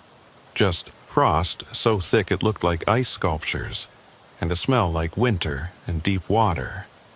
The worker went on to describe finding items in the freezer that shouldn't have been there. Personal belongings, wallets, keys, pieces of clothing, all frozen solid and arranged in a deliberate pattern. It looked like someone had been trying to preserve something, the post continued, or trying to mark something. Wardell read the post 3 times, his mind racing. The freezer. Could that be where it started? Where the phenomenon was anchored? He searched for more information and found references to the site having been used for something else before the rest stop was built. An old ice house, where ice was harvested from Lake Superior in winter and stored for summer use. The pattern was becoming clearer. A location with a history of extreme cold and preservation. A building constructed on that site with a walk-in freezer. An unusual storm that brought unseasonable temperatures and thick mist. And 40 people who vanished without a trace, their belongings left behind.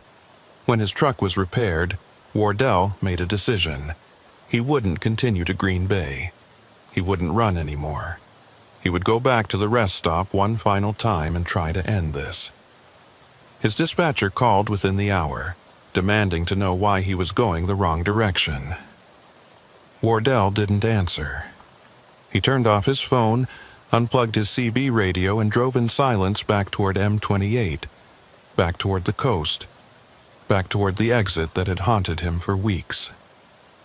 The exit appeared in late afternoon. Wardell took it without hesitation, following the ramp down into the trees. The rest stop was there waiting, dark and abandoned. But this time Wardell wasn't there to explore or understand. He was there to end it. He parked his truck and walked toward the main building, and as he did he saw figures beginning to appear in the parking lot. The same people he'd seen before, watching him, following him, but they didn't approach. They just watched, as if curious about what he was doing. Wardell found the kitchen and the door to the walk-in freezer. It was frozen shut, but he found a pry bar and forced it open. Cold air rushed out, ancient and patient and aware. He stepped inside and found the frost sculptures the maintenance worker had described, and in the center of the space, arranged in a circle, were the belongings. 40 sets of them. Wallets and keys and watches and wedding rings, each one representing a person who'd been in the rest stop that night in 1979. In the very center was a metal box. Wardell pried it free from the ice and opened it, finding documents and a journal belonging to the rest stop's manager. The final entry was dated August 17, 1979, written in increasingly frantic handwriting. The temperature is dropping too fast. The systems can't keep up. The freezer is malfunctioning, running at temperatures that should be impossible. I can hear something in the freezer, a sound like wind or voices. And the door won't stay closed. It keeps opening on its own. And every time it does, the temperature drops further. I think something is wrong with this building. Something was here before we built the rest stop. Something that's been sleeping, and we've woken it up.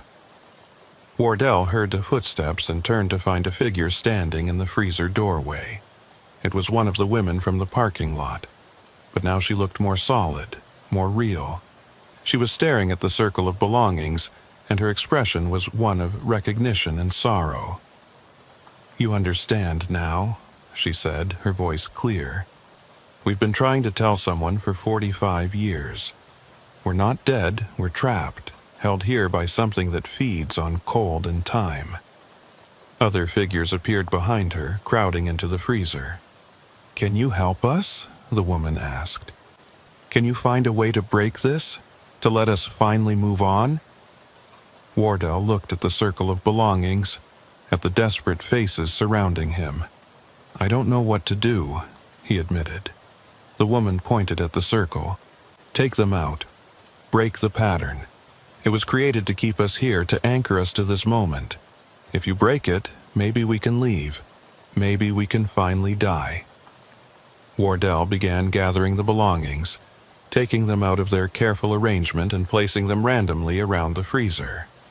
As he worked, the temperature began to rise. The frost on the walls started to melt.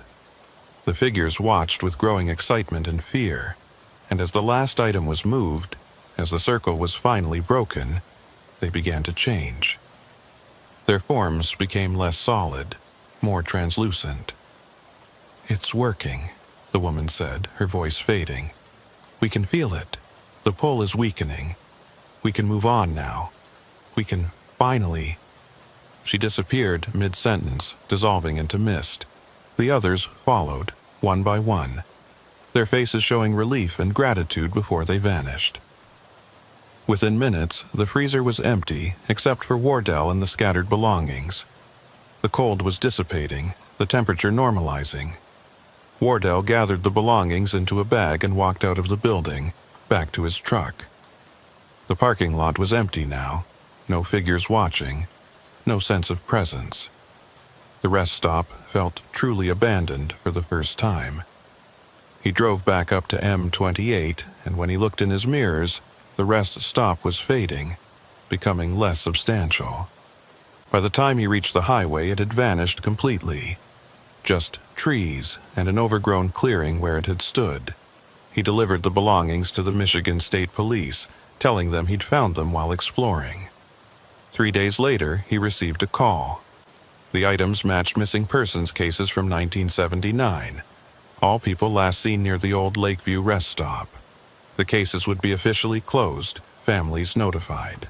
Wardell went back to driving, taking routes that included M28, no longer afraid.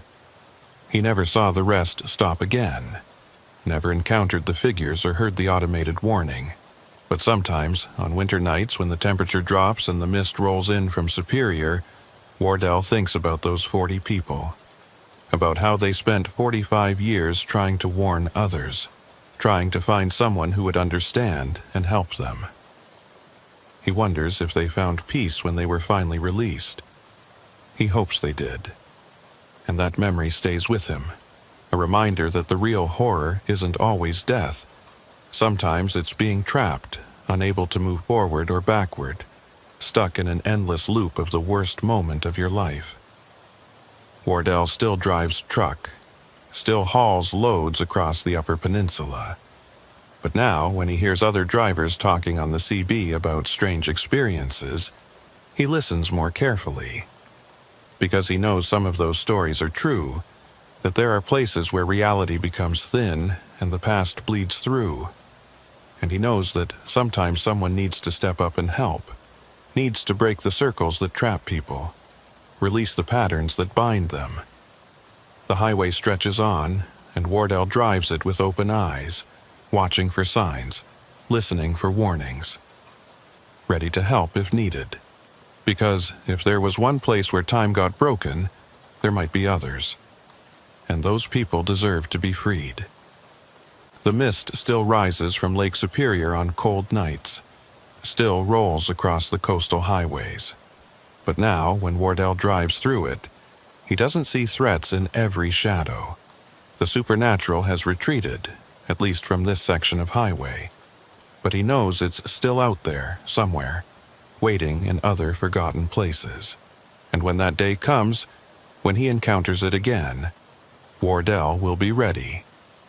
Until then, he drives, mile after mile, through all the varied landscapes of the northern roads. And every time he passes where the rest stop used to be, he slows down, glances at the trees, and whispers thanks to the people who tried to warn him, even while desperately needing saving themselves. Their persistence across 45 years had ultimately led to their freedom.